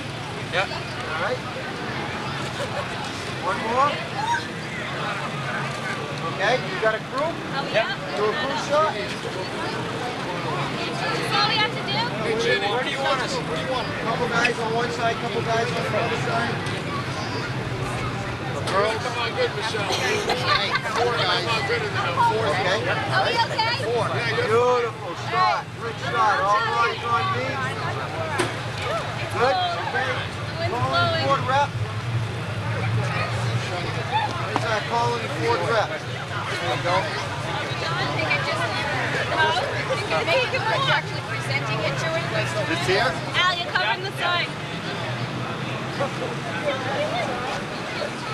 All right, all look at me. Handshake. Am I in the picture? You got it? Are we done? Victory lane now with the winner of the Legends car, Sean Buffington. Tough race. Yes, it was. We definitely didn't have as much as Pasteryak had, but I was holding my line, and if he wanted, he was going to have to go on the outside to get it, and it worked out well for us. Do you like coming up here to Seekonk? It's a nice little track for these cars, no? Yeah, it is. We've been lucky here. We've led a lot of laps, but we haven't won one here yet. So we're happy to come in with a win tonight. I want to thank some sponsors real quick. Yes, I got to thank Jerry Robinson. I got to thank my parents, Joe Crocio, building me a good motor. I got to thank my crew, Jay, Jeff, Amy, Showcase of Homes, and all the fans for coming out tonight. You come back to the D. Anthony Vendetti Memorial Show. If you get a shot again there, you're going to be coming back as the defending race winner. Hopefully we get the car straightened out. All right, there's your winner of the Legends One more race. picture I want you to take with somebody, okay? Okay. Chris Pasteryak hounding the back bumper. Got to give a call to that youngster running his rookie season in the Legend cars, and if he follows in his father's and his uncle's footsteps, it won't be long before he's driving a Tour Modified or a full-scale Modified somewhere in the Northeast.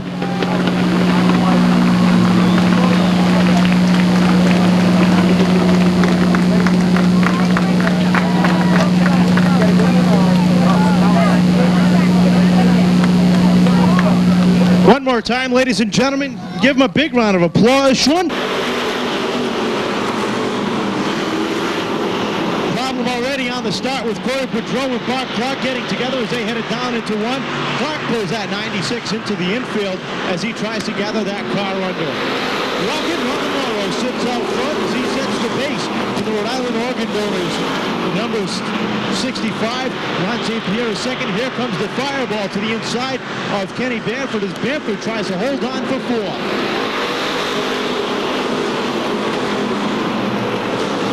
Down the back straightaway, Ron Lauro sets the pace. The 36 of Ron St. Pierre and the 99 of Glenn Young all run nose to tail. Young takes a look to the inside of St. Pierre, gets up to his door as they head down into 1 and 2. Young in the black and red 99. Working his way to the inside, taking over second, and he's got one car between he and the lead. That's the Rocket, Ron Lauro in the number 65.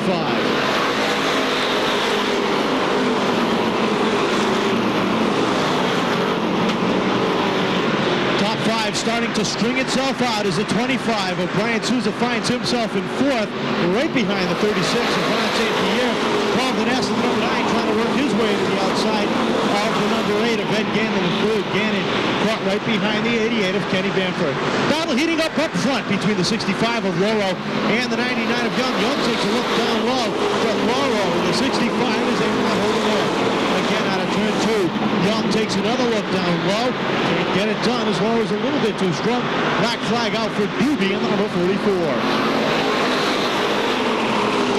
Gets a nose underneath, contact between your leaders, a contact on the front straightaway, 2 separate incidents, and oh, the 56 of Linwood Cowan rides right over the 65 of Ron Lauro, as on the front straightaway we've got the 2 of Dave Titus, the 00 of Ron Becker, and the 57 of Dean Petty all together over here, but the track officials quick on the scene to check out the Rocket as he sits stalled off of turn number 2.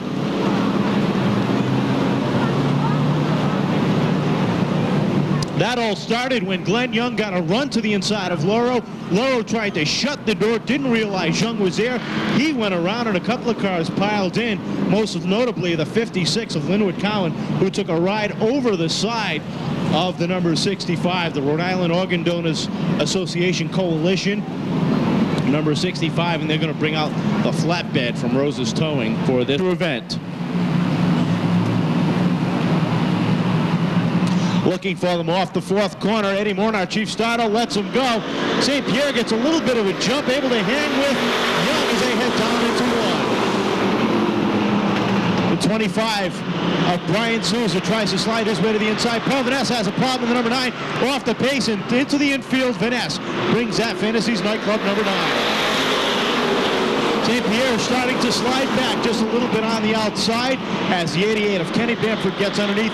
Here comes Degas Barry in the number 71. This Pomoni's Restaurant Custom Auto Body number 71 tries to make it 3 wide as he took it up underneath Bamford. Nothing there as he settles him back behind. Bamford drifts up high off the 2nd corner. Degas Barry one more time looks down low. Can't get it done, and he's got to move because he's got a hot Scotty Estrella on his back bumper this time. Bamford's able to get up to the door. Bamford tries to shut the door, but the foot is there, and Jerry Degas Barry is through. to pull away underneath. Down the back straightaway, your leaders go. The 99 setting the pace. Brian Souza all over the back bumper. Takes a look to the inside, down the front straightaway. But Young is able to shut the door.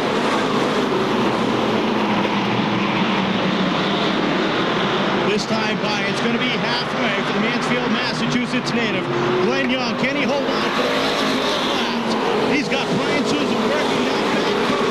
And the three of Kenny Spencer goes around right in front of the 57 of Dean Petty. Spencer rolls back out onto the track, and that's going to bring a caution. Contact from the 57. Slow for long as they come across the third corner. Down off the fourth. They're on the throttle. We're back underway.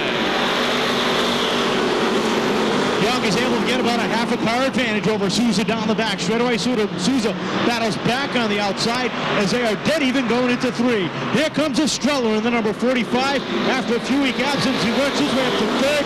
Up front, the 25 of Souza gets credited with leading that lap. Young battles back on the inside. Down the back straightaway, Young has about a 3-inch advantage. Off the fourth corner, Souza drifts up high. Young is down low, dead heat across the start-finish line. This time by, there'll be 10 to go. Glenn Watton drifts up high off the second corner, slows up, and loses a half a dozen positions. 10 to go this time by, and across the line, another dead heat out front. And Jerry DeGasperi Jr. in the number 71 closes up to third on the back bumper of your leader. Off the fourth corner, 9 laps remaining. Young gets a little bit loose. Souza on the outside. He's got about a 4-3-2-foot advantage off the second corner. Young drifts up high. DeGasperi looks down low. Can't get it done that time. Brian Souza slowly creeping on the outside. He's got the momentum. Contact is made as Young is able to keep his foot in the door. Souza could not close the door. He drifts up high. Contact is made between he and DeGasperi. Young slows up just a little bit, but he continues to hold the top spot. Souza trying to settle in down on the inside. DeGasperi is there. That's the battle for second. Down off the fourth corner, Glenn Young has opened up a 3-car-length lead, and this is what he wants to see, a race behind him. Not inside front of him, not on the side, but behind him. This time by, there'll be 5 more laps around. Glenn Young leads him down. DeGasperi moves up to second.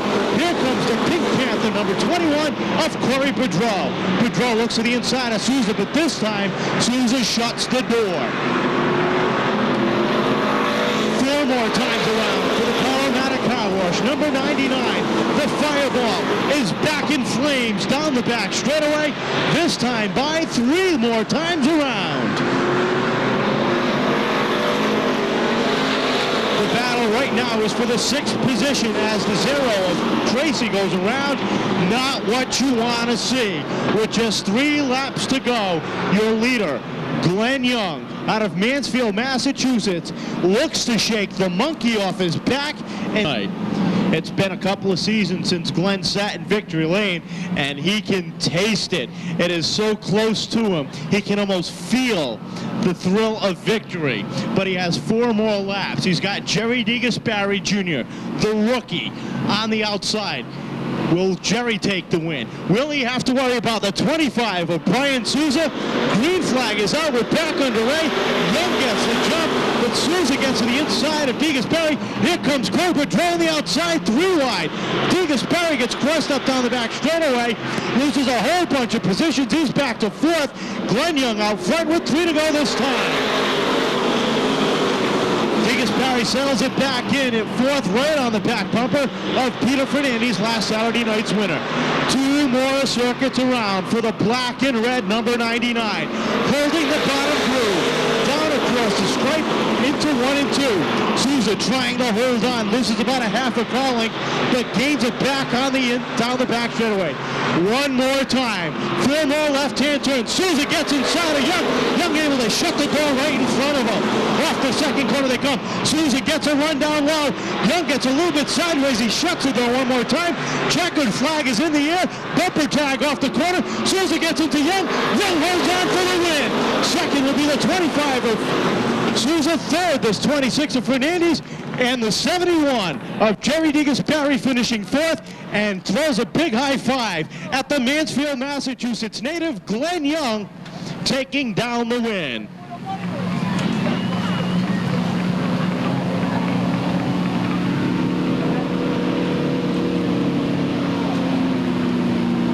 Powermatic Car Wash, Kids Corner Child Care, more performance racing engines. Ladies and gentlemen, the fireball has been lit one more time. Glenn Young taking down the win.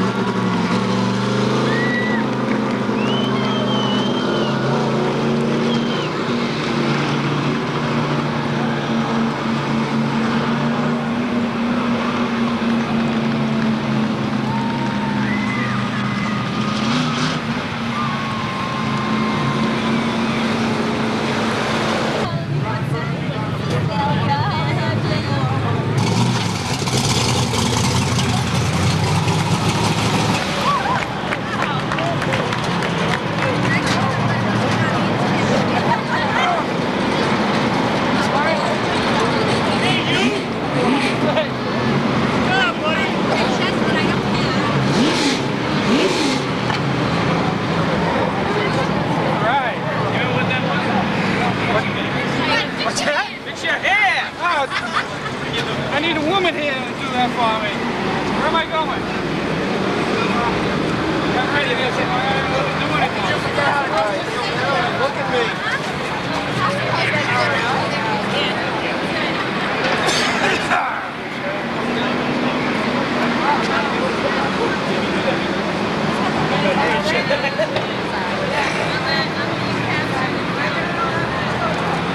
Okay? Want a full shot? Yep. Come on, crew. Shot. Come on. Come on, Hazel. Get over here. Go, big guy. Here I am. Okay. What about Carrie? Leo. You guys get over here. Sorry. Leo, you're supposed to be over here. Donna. Squat down. Donna's supposed to be over here. Donna, get over here. Hold on. All right. Now we're like. All right. I think so. Okay. All right, thank you. Colony Ford man. Yeah. Colony Ford rep. All right. Thank you. Handshake and A handshake. All right. There we go. I said that one win with that. Congratulations, It's going to man. be. Thank you. I won Colony Ford a couple of years ago. 95, I think it was. Victory lane now with Fireball, Glenn Young. That's it. Yeah, it's been a couple of years. Feels good. Feels real good. It's been a tough couple of seasons for you. You finally get the car straightened out this year. At the beginning of the year, had a little bit of bad luck, but you're running right now. Yep, the car's hooked up now, and I want to thank my crew. I mean, they're the ones that get it going for me, and I just steer it where it needs to go, hopefully in the right direction. You've got to thank some sponsors here. I mean, it's been a little while. You didn't have any sponsors at the beginning of the year. Now you get sponsors. Yeah, the beginning of the year was tough. We weren't going to race this year. We decided real late to do it, and then we started getting sponsors coming on. I want to thank Viking Sheet Metal, Kids Corner, Performance Trucking, Danny Moore Motors, Danny Moore Performance, and Kuhn Race Cars, Powermatic Car Washes, and I want to thank them all. They wouldn't do it without them. One time you were pretty strong in the street stocks. Is this a big difference from the street stock? Oh yeah, it's definitely a lot more competitive right now. I mean, street stocks have gotten more competitive, so I don't know how I'd be doing, nowadays with it. But yeah, this division's real tough. It's competitive, it's expensive, but it's a lot of fun. See a pro stock in the future here? I'd like to. Financial problems, I can't do it myself. So if you want to sponsor me, I'd be happy to go pro stock. All right, Fireball Glenn Young, winner of the sponsor. When I need all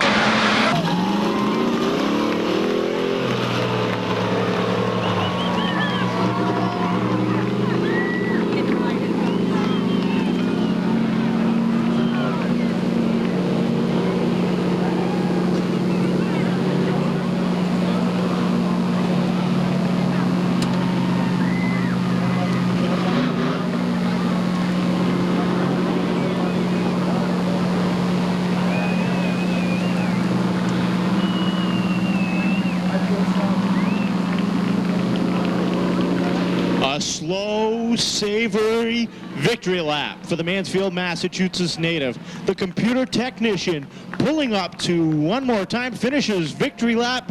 Ladies and gentlemen, one more time. Big round of applause for the Fireball, Glenn Young. This is 180.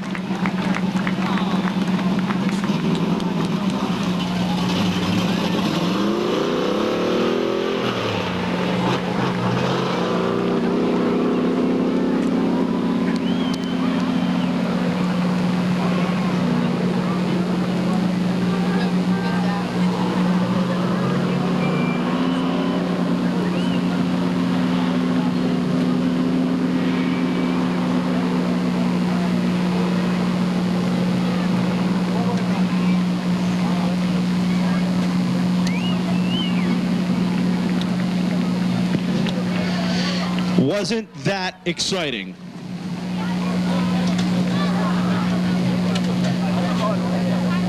Rhode Island, the Steve's Marine Tweets Family Restaurant, car number 70. It's Don Enos outside of Enos out of Pawtucket, Rhode Island. Car number 16 for Stacy Moulton.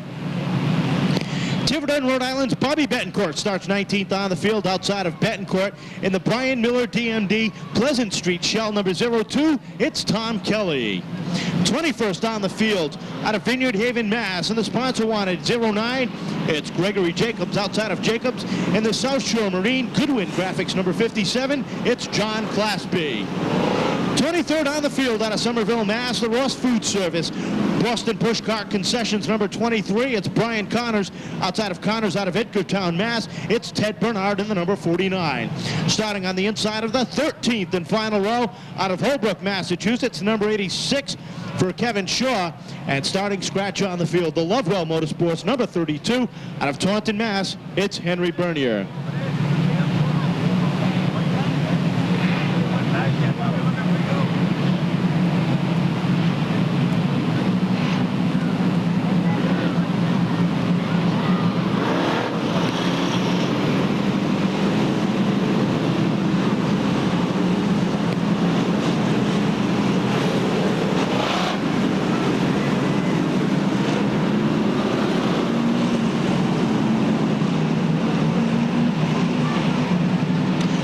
Shaw gets about a car length jump off the second corner. Cavallaro holding on for second.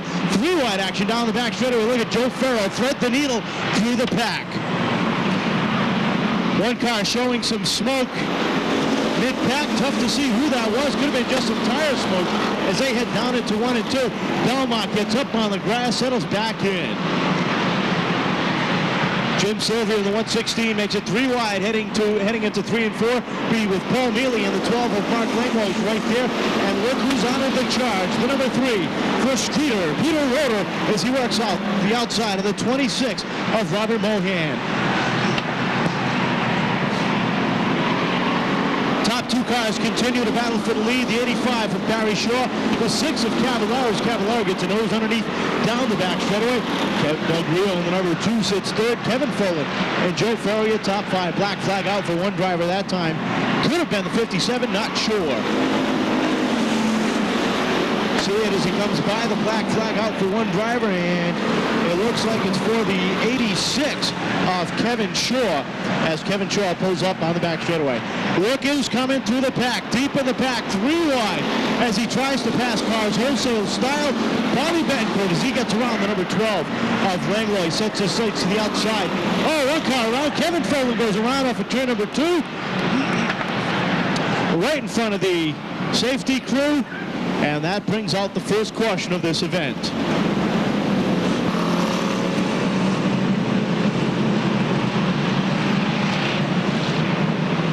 Ready to go as they roll off through 3, out of turn number 4.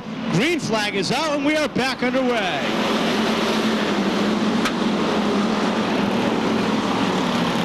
Shaw leads him one more time down the back straightaway, but here comes the 3 of Roeder. Roeder trying to work his way to the front.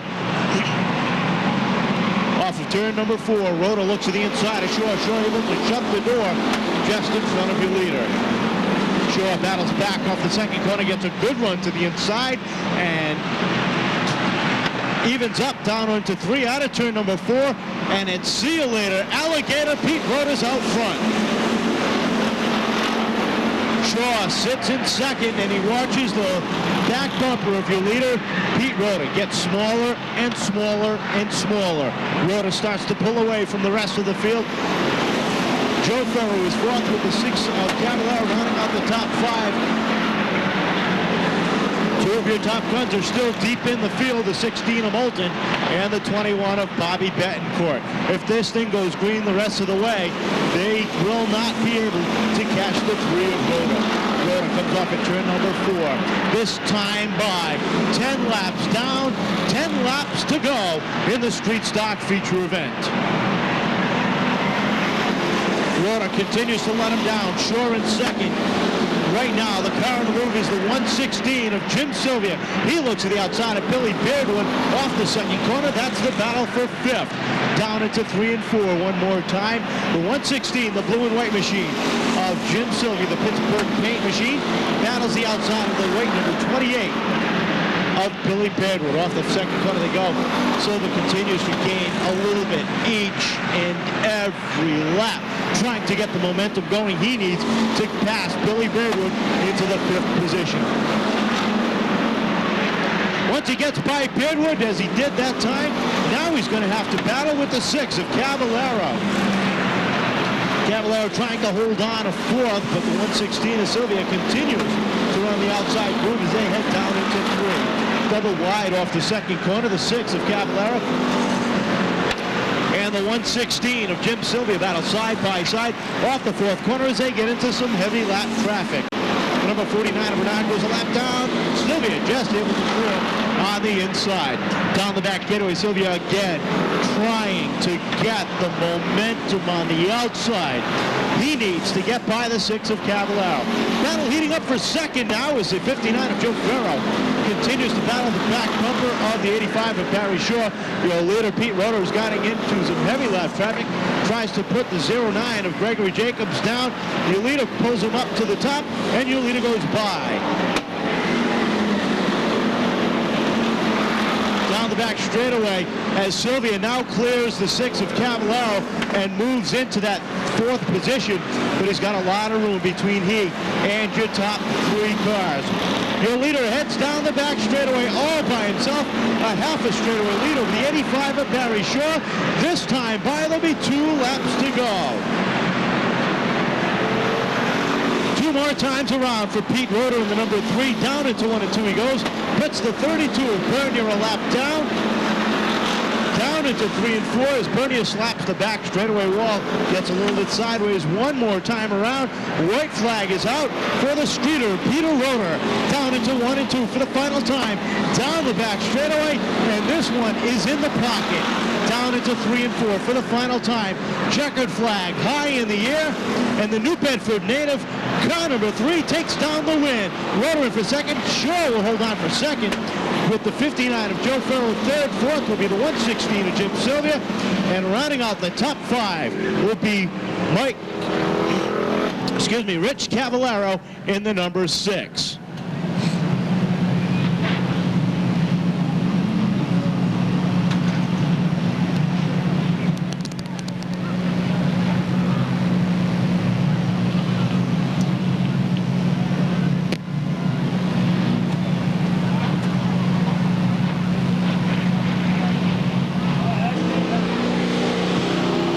Well, looks like Pete Rhoda can't make his victory lap as the car is stalled down off of turn number 4.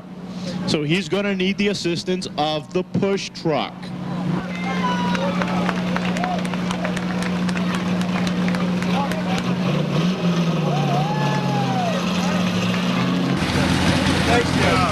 Thank you. This is unbelievable, boy. 3 wins. Woo, baby.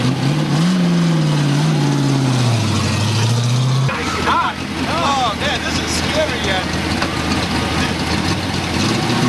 3 wins.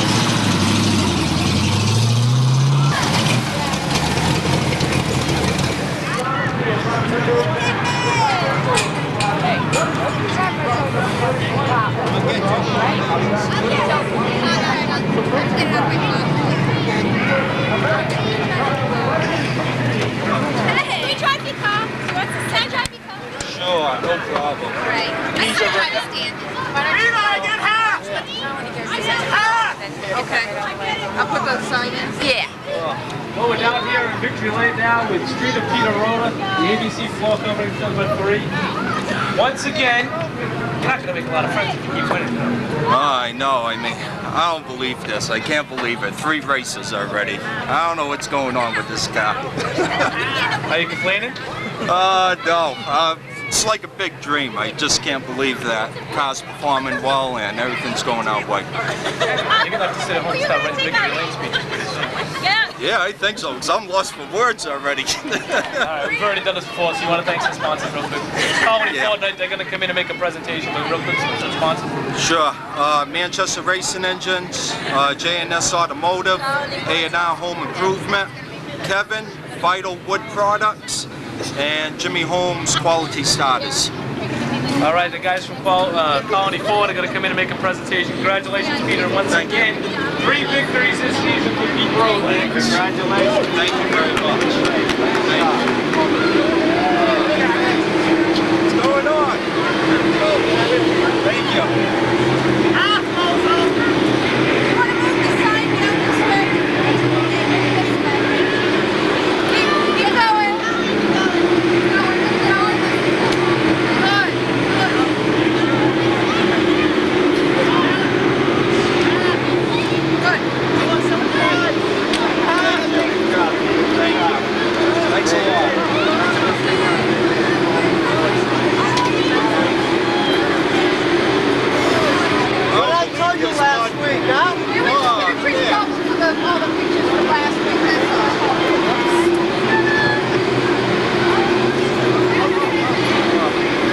We're in our own little world, aren't we?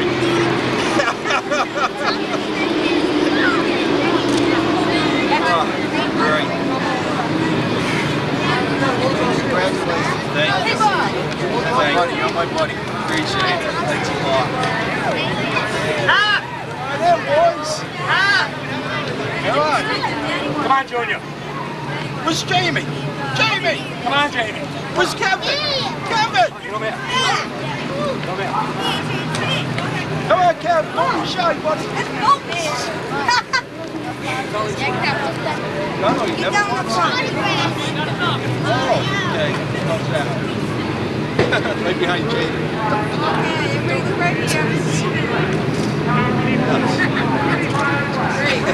Oh, fine.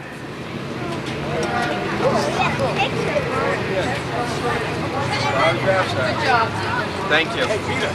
Thanks a lot.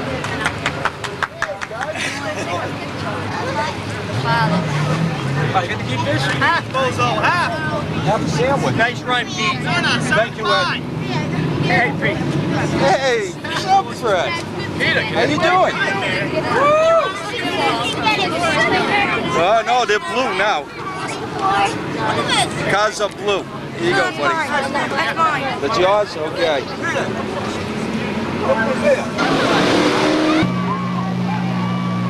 Well, victory races are happening place tonight. A very happy Glenn Young and crew still up there signing autographs. I think I still see a lot of people down at Victory Lane. Maybe they're just lining up to get Pete Rhoda's autograph for taking down yet another win, a 3-time feature winner in 1999.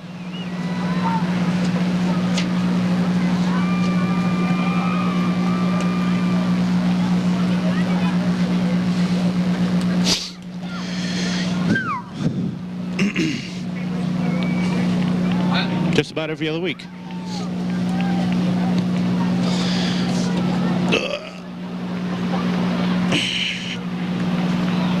Yeah, those are the only multi-time feature winners.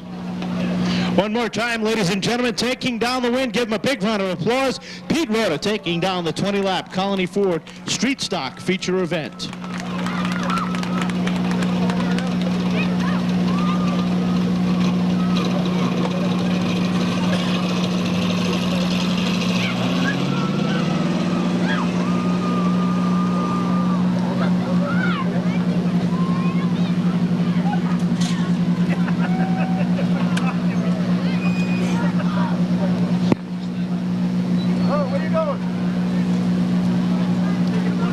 Attaboy, Pete.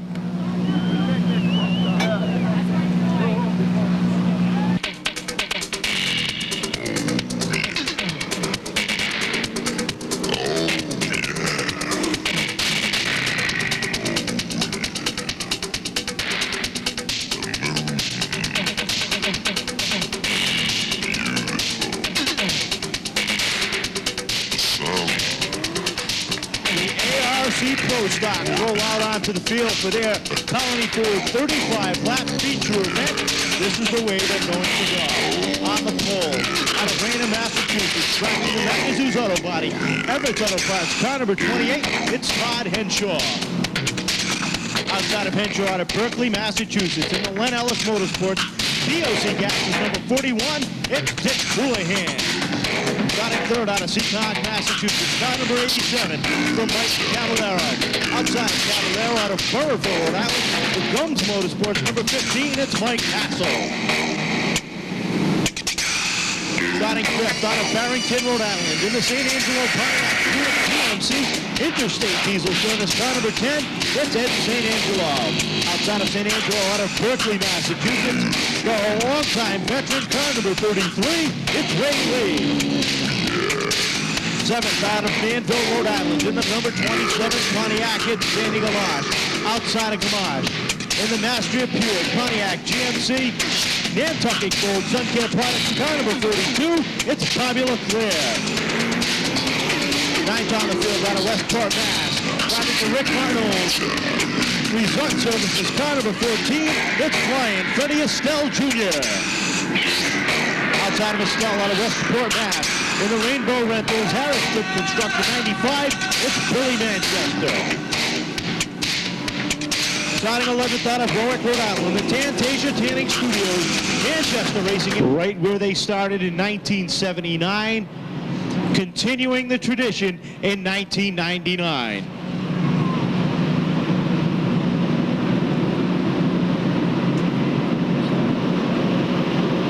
Clinch green flag is given to the field.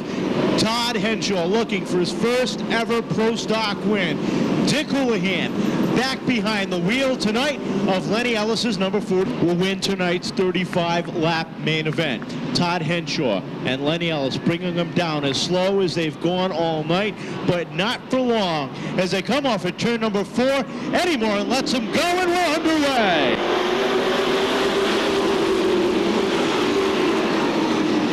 Double wide off the second corner, and look at Hooley on the outside take the lead from Henshaw, and he looks to dominate this race early on. Up front, Dick Houlihan sets the pace. Todd Henshaw trying to hold on for second, but here comes the 15 of Mike Hassel to the outside. Behind him, he has Ray Lee and Eddie St. Angelo.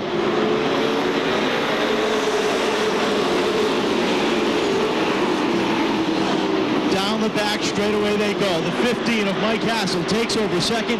Henshaw starts to slide back just a little bit as he closes in. And here comes Lee. Gamache goes around, several cars involved as Gamache has gone around Matt Dewey, the 77 of Alan McClure, the 31 of Jeff Goodrow, and the 83 of James Whitehead all to get together on the front straightaway.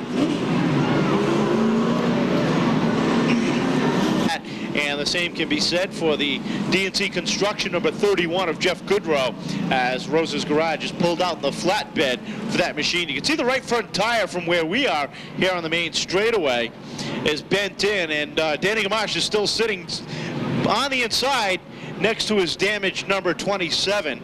So a tough break for the Manville, Rhode Island native. Started the season off late, had some problems getting the engine completed for that car in time.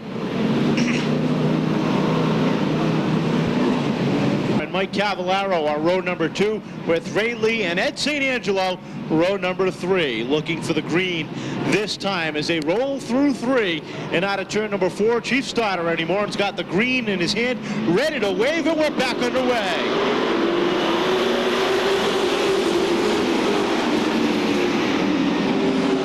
Hassel is able to hang with Hooley down the back straightaway. Hooley trying to open up the lead, but Hassel battles back on the outside. Henshaw sits in third, Cavallero on the outside, and that's going to allow the top 2 to pull away just a little bit. Down the back straightaway they go. It's Houlihan and Hassel, 1 and 2. Henshaw is third. It's an HHH top 3. Sits right there trying to work his way to the inside, trying to get by the 87 of Mike Hassel as they come out of turn number 4. They'll get by the clear. The yellow and white number 42 as he sits just outside the top 5 on the inside lane. Cavallero starts to slide back just a little bit on the outside.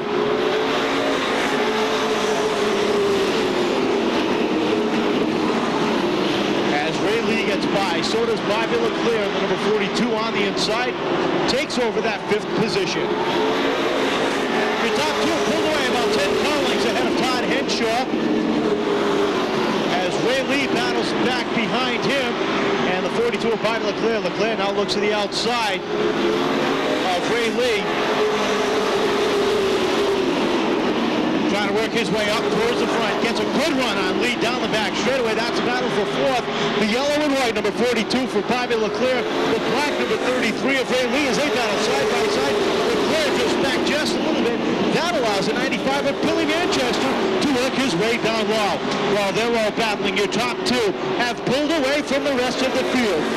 Dick Houlihan driving for the injured Lenny Ellison, number 41. Mike Astor, the 15.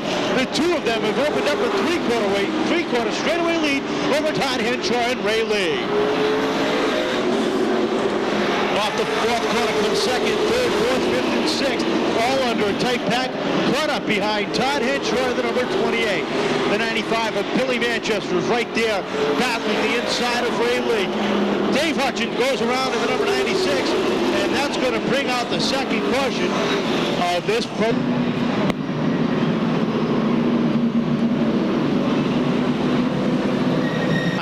Can the top two run away one more time, or will the field be able to gather up behind and hold with them? We'll find out now as they come off of turn number 4. Green flag is out, back underway. Houlihan gets the jump one more time.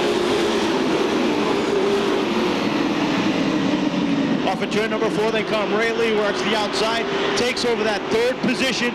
That allows the 42 of Bobby Leclerc to follow through as well, along with Wayne Dion as he works the outside too. Top 3 starting to string themselves out, opening up, keeping the outside lane open. Leclerc takes a look to the outside of Lee, settles it back behind. Dion looks outside of him, but with Leclerc moving up, Dion's got nowhere to go. Off of turn number 4, Dick Houlihan continues to set the pace. Mike Hassel is 2nd, Ray Lee, Bobby Leclerc, Wayne Dion now up to 5th, setting his sights on the 42 of Leclerc. Dion drifts up high through the corners, opens up the bottom groove, but that's exactly what he wanted to do. Oh, the 95 of Billy Manchester makes contact with the outside wall, spinning around wildly into turn 1, and one more time. Hopefully that's an okay signal from him as he sits down there over in turn number 1, waiting for the safety crew to arrive. But Manchester took a hard hit. You can see a lot of right side damage on that 95. Looking for the green this time by Len Ellis will bring him down for the green flag. Mike Hassel on the outside, looking off the 4th corner. Green flag is out. We're back underway one more time. Hooley picks up where he left off, but now the 33 of Ray Lee gets a run to the inside of Mike Hassel. Hassel cannot drop in behind this time. Off the 4th corner, it's still Houlihan bringing him down. Hassel, though, running strong on the outside as he's able to keep with the 33 of Ray Lee, even edging out down the back straightaway. Dick Houlihan in the 41 sets the pace. The blue and white machine, the BOC Gases entry, leads him down into 1 and 2. 10 of Eddie St. Angelo goes around in front of half the field. One car made slight contact. That was the 28 of Todd Henshaw with the number 3 of Billy Goodrow spinning down there to avoid the incident.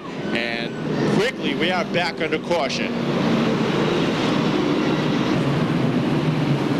Our charges of Mike Hassel, Ray Lee, Wayne Dion, and the 42 of Bobby Leclerc. Looking for the green off of turn number 4. Chief Starter Eddie Morin looks him by, likes what he sees so far, waves the green, and they're back underway.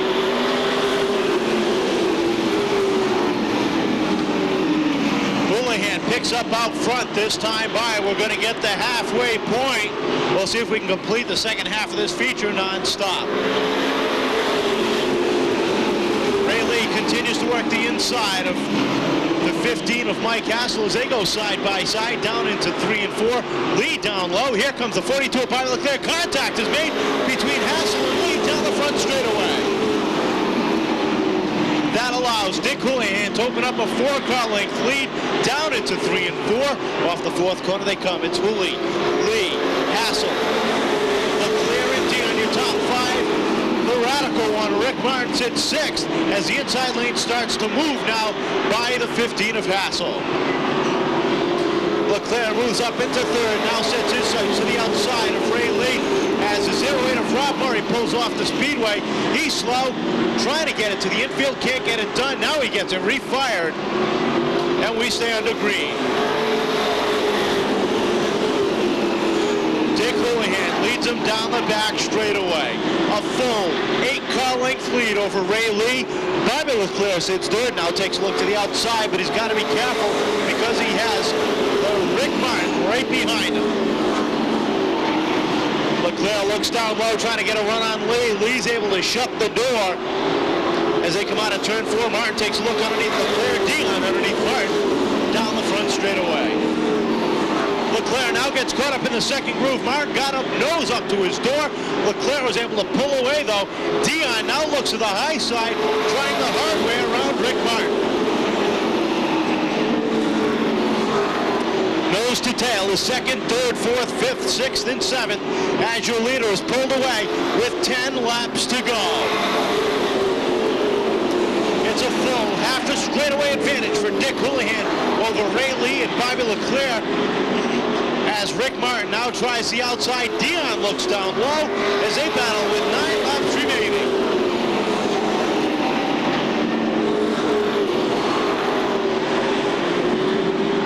For 4th right now on the speedway. Wayne Dion in the orange, yellow and black. Number 99 is Leclerc, gets underneath Lee, makes contact. Both cars go around. That's going to bring out a caution for Leclerc and Lee off at turn number 4. Leclerc, this one coming out for the 42 of Bobby Leclerc and the 33 of Ray Lee as they were dicing for that 2nd position. His first feature win in 2 years here at the action track of the East. We saw that with Glenn Young with a great run in the Sportsman race. We'll see if he can do it here as they come off at turn number 4. Will Rick Martin become the first Pro Stock repeat feature winner? Here they come off of 4. The green is out there underway. Ellis gets the jump Houlihan gets the jump he needed over Rick Martin. That allows Wayne Dion to get to the inside of Martin and hold him off of turn number 4. Dion gets a little bit swirly, smoke coming out. Looks like from the 15 car of Mike Hassel as they headed down into 1. Dick Houlihan, if he had a mirror in that race car, he'd be watching the race behind him as there is nothing in front of him as they go down the back straightaway. It's Houlihan, Dion, Martin, Estelle, your top 4. 5 to go this time by. Will he be able to hold on? Will he be able to hold off Dion as Dion now takes over 2nd? Dion closes in on the back bumper of Dick Houlihan as they come out of turn number 4. 4 laps remaining. Dion gives him a little tap in the shoulder, lets him know he's here. Dion now tries the long way around. He looked good doing it last week, finishing 3rd, sits 2nd right now with 3 to go this time by. Does he have anything? Or will Dick Houlihan wire this feature end to end?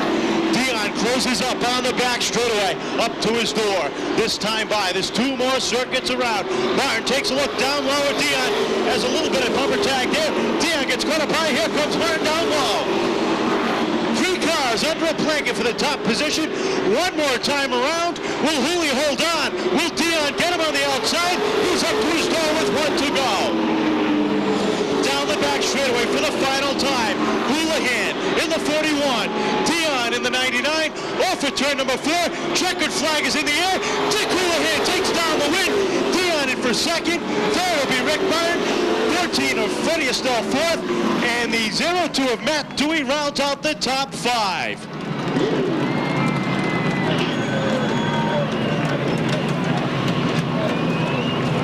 Well, just when you thought Dick Houlihan was going to walk away from everybody, we had a caution. And that bunched everybody up, and he had to work his tushy off for that feature win.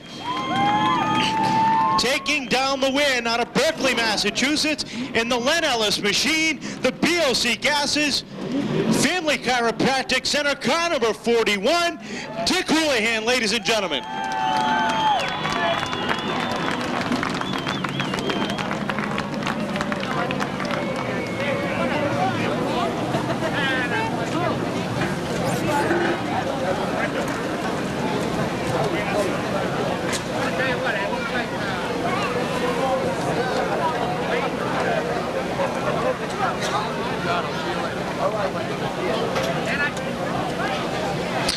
Well, a very happy victory, not only for the driver, but for the owner as well, as Dick Houlihan brings the Len Ellis machine into victory lane. The Peckham Rentals, BOC Gases, Family Chiropractic Center, Mark's Parts, car number 41.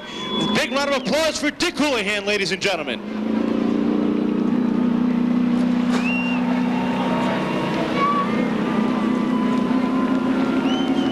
Nice job, you did a good job. We were struggling at the end, the last 5 laps. Yeah, you had a little pressure with Wayne and Oh yeah, I didn't know who you Ricky. You only had mirrors, man. Wayne on the outside, Ricky on the inside. Yeah. There you go, good one.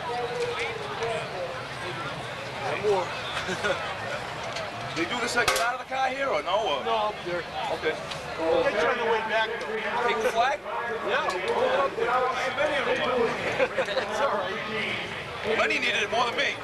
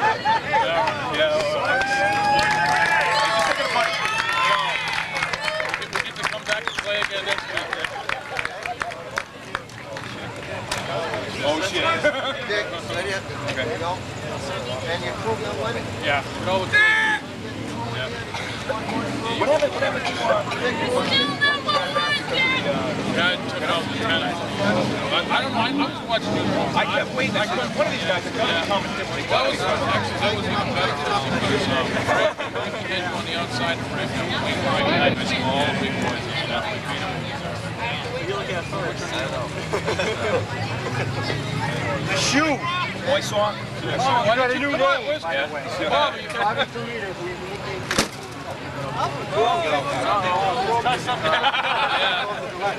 You seen it? Come on, get over here. All the kids. All the kids. Come on, guys. Where's my mother? Hey, where's your mom? Come on, get your mother in here. Deb? Get in there, Nicole. You Hold on, Justin. Come on. Where's Brad? Hey, Sully. Motor builder, where's the motor man? I don't know. It was easy because of the car. Half the guys. Back up off the back of the car. Thank you.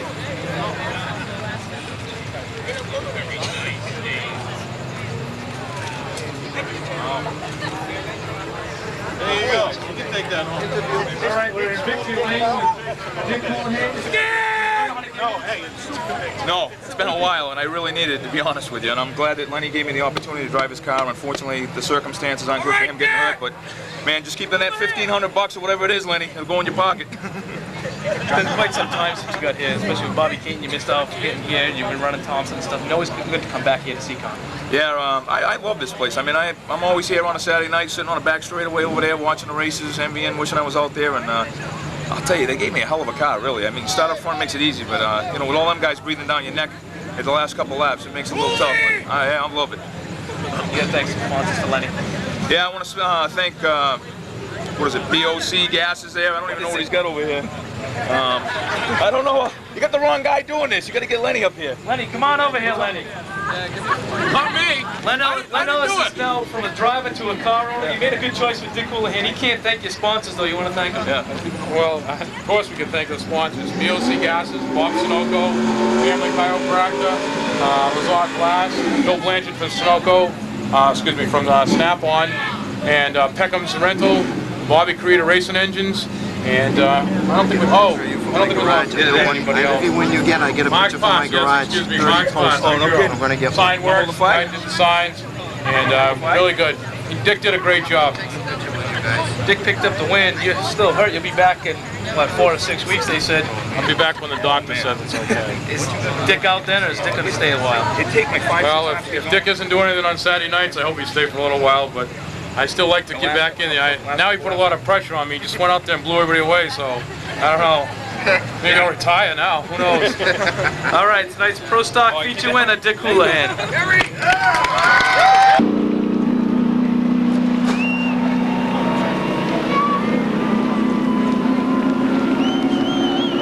Don't go away yet. We've still got one feature event to finish for you. The Formula 4s are lining up for their feature event. One more time as he heads into the pit area, ladies and gentlemen, a big round of applause for Dick Houlihan. Dick Houlihan running 3 speedways in 1999 as he sits behind the Len Ellis 41, running up at the Lee USA Speedway, where he currently leads the points up there, running at the New Thompson Speedway, and now putting the 41 into victory lane here at Seekonk Speedway. This time by 15 laps is the total distance. Off the 4th corner they come. Our chief starter, Eddie Moran, lets them go. We're underway.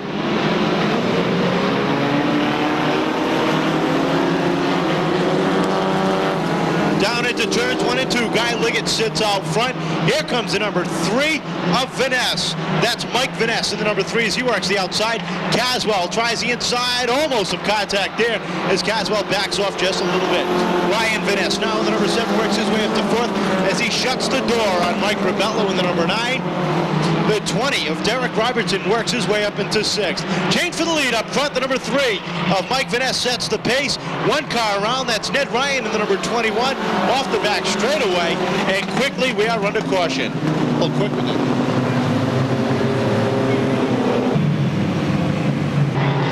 One lap complete. Guy Liggett brings him down with Mike Vaness, Bill Caswell, Ryan Vaness, and Mike Rebello, your top 5. Off the 4th corner. Green flag is back out.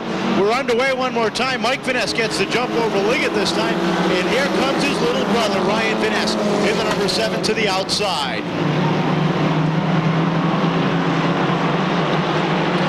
Ryan Vaness takes over position number 2. Guy Liggett trying to hold on. Battling back on the inside. Can't get it done. Here comes Rebello on the outside. Working his way up to 3rd. Billy Prisco with the number 88 works his way through the field, trying to get to the front, battling on the inside, gets by the 20 of Robertson, gets by the 8 of Richardson. Mike Vaness way out front, about 5 car lengths ahead of Mike Romello as he gets by Ryan Vaness in the number 7. Guy Liggett holds on to 4th, but for how long becomes Bill Caswell is 5th. Mike Brodeur is 6 in the number 37. And here comes the slick one, Billy Prisco, working his way on the outside. Gets to the outside of Brodeur, but Brodeur battles to the inside of Caswell. And here comes the 88 to follow through as he's got to let off heading into the corner. Mike Rebello has closed the gap between he and your leader as he gets underneath. Now looks to the outside off of turn number 2. Side by side, they go down the back straightaway. Rebello drifts back just a little bit, trying to get some momentum. Prisco works his way up into 5th as he gets by Caswell in the number 86. He comes out of turn number 4.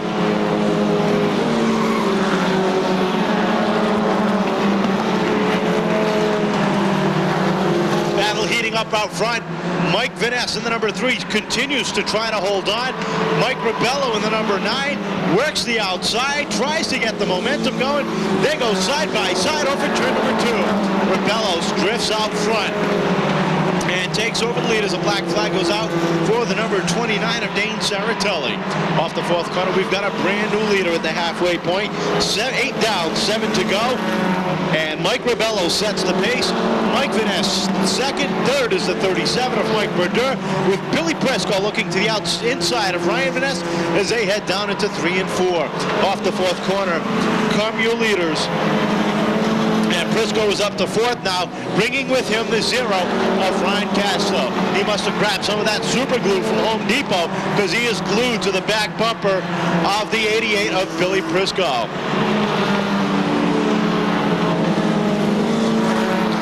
Off the 2nd corner comes your leader.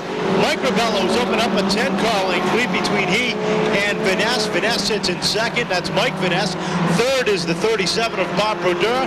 Mike Brodeur, rather. 4th now, Ron Casto greases his way underneath Prisco to take away that position. Sets his sights on the 37 of Brodeur. Your leader continues to set the pace and pull away to number 9 as he comes out at turn number 4. That's Mike Rebello as the 86 of Caswell slows up down the back straightaway. Down the back straightaway this time by 2 more laps to go for Mike Rebello in the number 40, in the number 9. He gets the popsicle sticks up in the air. Mike Vaness continues to hold on for 2nd. The battle heating up for 3rd between Mike Brodeur in the number 37 and the 0 of Ron Castro Jr. Jr. looks to the inside, settles it back behind with the white flag out one more time. Rebello, your leader, heads into turn number 1. The black and red number 9. Down the back straightaway, lap cars all over the place, down into 3, out of turn number 4, checkered flag is in the air, and Mike Rebello takes down the Formula 4 feature win. Mike Vaness in for 2nd, the 37 of Mike Brodeur 3rd, Ron Castro Jr. is 4th, with slick Billy Prisco rounding out the top 5.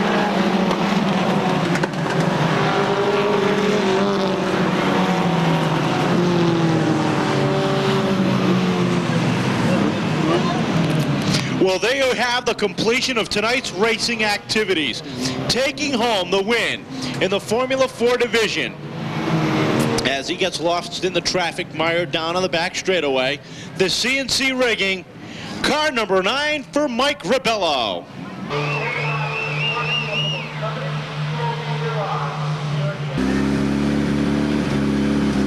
Good job, Mike.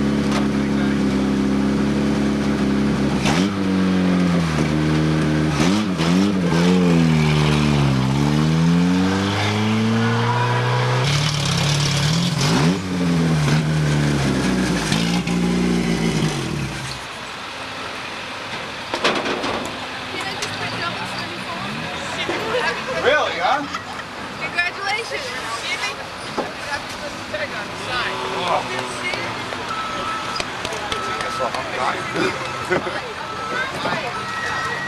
Not too hot there, but it's hot. In the car. Oh, you got a good shirt. Yeah, I always wear my team shirts.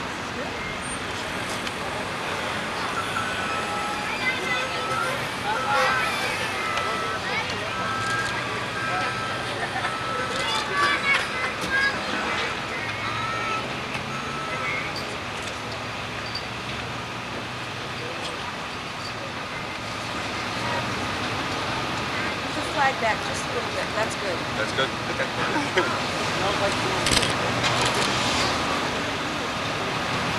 You guys want to do one? Hey, Ronnie's on the scales. I don't have a pit crew. Use my scales. I'm coming. That's it, baby. What's up, buddy? Oh, man. Never won 2 in a row. Never won 2 in one season. What I tell you? Yeah. I'm using money. No. Yeah, $75. Don't spend it all in one place. I'm done. Oh, Ronnie can't be in this one. Okay. He's on the scale. This one is what? 4 fed? 4? That's okay. We'll show over Ronnie after. Feature with us. Mark. Hey, Mark, can you help me pull the hood? I want to, you know, put it off to the side and get one from the store. I'll put it back here or something. You know what I mean? Can I just get one with the hood off? To the... I had one last time. You can't see it. All right, Junior. All right, now we're in victory lane with Mike Rebello pulling the hood off. We get some sponsors in. Ronnie Castro coming down to congratulate. Congratulations. Thank you. It was pretty tough there in the beginning. There was a lot of cars to get around. There was a few little, got hit from the rear, got hit from the front, but after a couple of laps of green flag racing, it just kind of singled out and I could get by some of the guys. Does this make up for last week, after having a problem last week? Yes, it does. Yes, it does. We're on race 5 and I've only completed 3, and I won 2 and finished 3rd. So when I run, it's good. When I don't, but just like to thank Ronnie, Mark Langleitz, number 12 Street Stock, and all my sponsors, Alpha Page, CNC Rigging, Home Depot especially. I know they had a few of their store reps out here tonight, so that's something a little special. A little more for you, maybe go after the championship, after Briscoe's championship? Well, I wouldn't push it that way. Briscoe's very consistent, and I have a few DNFs, so we'll have to see how the rest of the season goes. I don't look at championships. I look at winning races. What do you got in the future? You going to stay in the Formula 4? You going to move on? Question mark. It depends on money. All right, your Formula 4 feature winner, Mike Rebello. Yeah, you came up a long way. Yo, I was following everybody. Come on, make it home, make it home. He'd have had 3rd. I would make it home, make it home. I finished 4th. I'm yellow for a caution. Come on, we need a caution. 1 and 2, 1 and 2. We need a caution. Get in there with my little Woo. Yeah, and 1 again. It's 2 and 1. He's trying to 1-up me. Better get filmed. Hey, next week the car stays popped. Every week you break down, you win the following week. That's it. I just break down now. I'll take turns every other week. My turn next week? I got tanked in the rear. Look at it. Hey, Vanessa. Oh, yeah. That was my old 3. Hey, look at Scott. Hey, Vanessa's getting mad at us. Look at it. I got cranked. I got cranked in the rear. When you got it, you got it. The 33 missed the shift. I hit the 7. It was like, and I was like, whoa. I scratched it. For a win, no problem. It's the sticker. Yeah, but that's on the other side.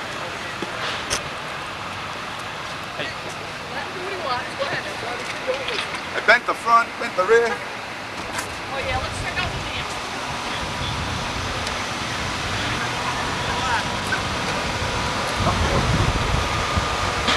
Mike, you want to take a speed shot? We gotta get back to the 0 count. It's due next week. Yeah, you're next week. Oh, me and you, that's right. Me and you. Oh, I'm getting kissing now. Hey, come on, we're like family now. I got the cigarette in my mouth. Hey, you want to make a bet? I try. I should have never told you about that bet. One more? I lost. Hey, Matt, how you doing? One more, that's it. It's going to get expensive tomorrow. Come on, Kayla. Hey, Mom. It goes you $75. Oh, yeah, I just spent 100 easy in pitches. What did you get last time on Mike?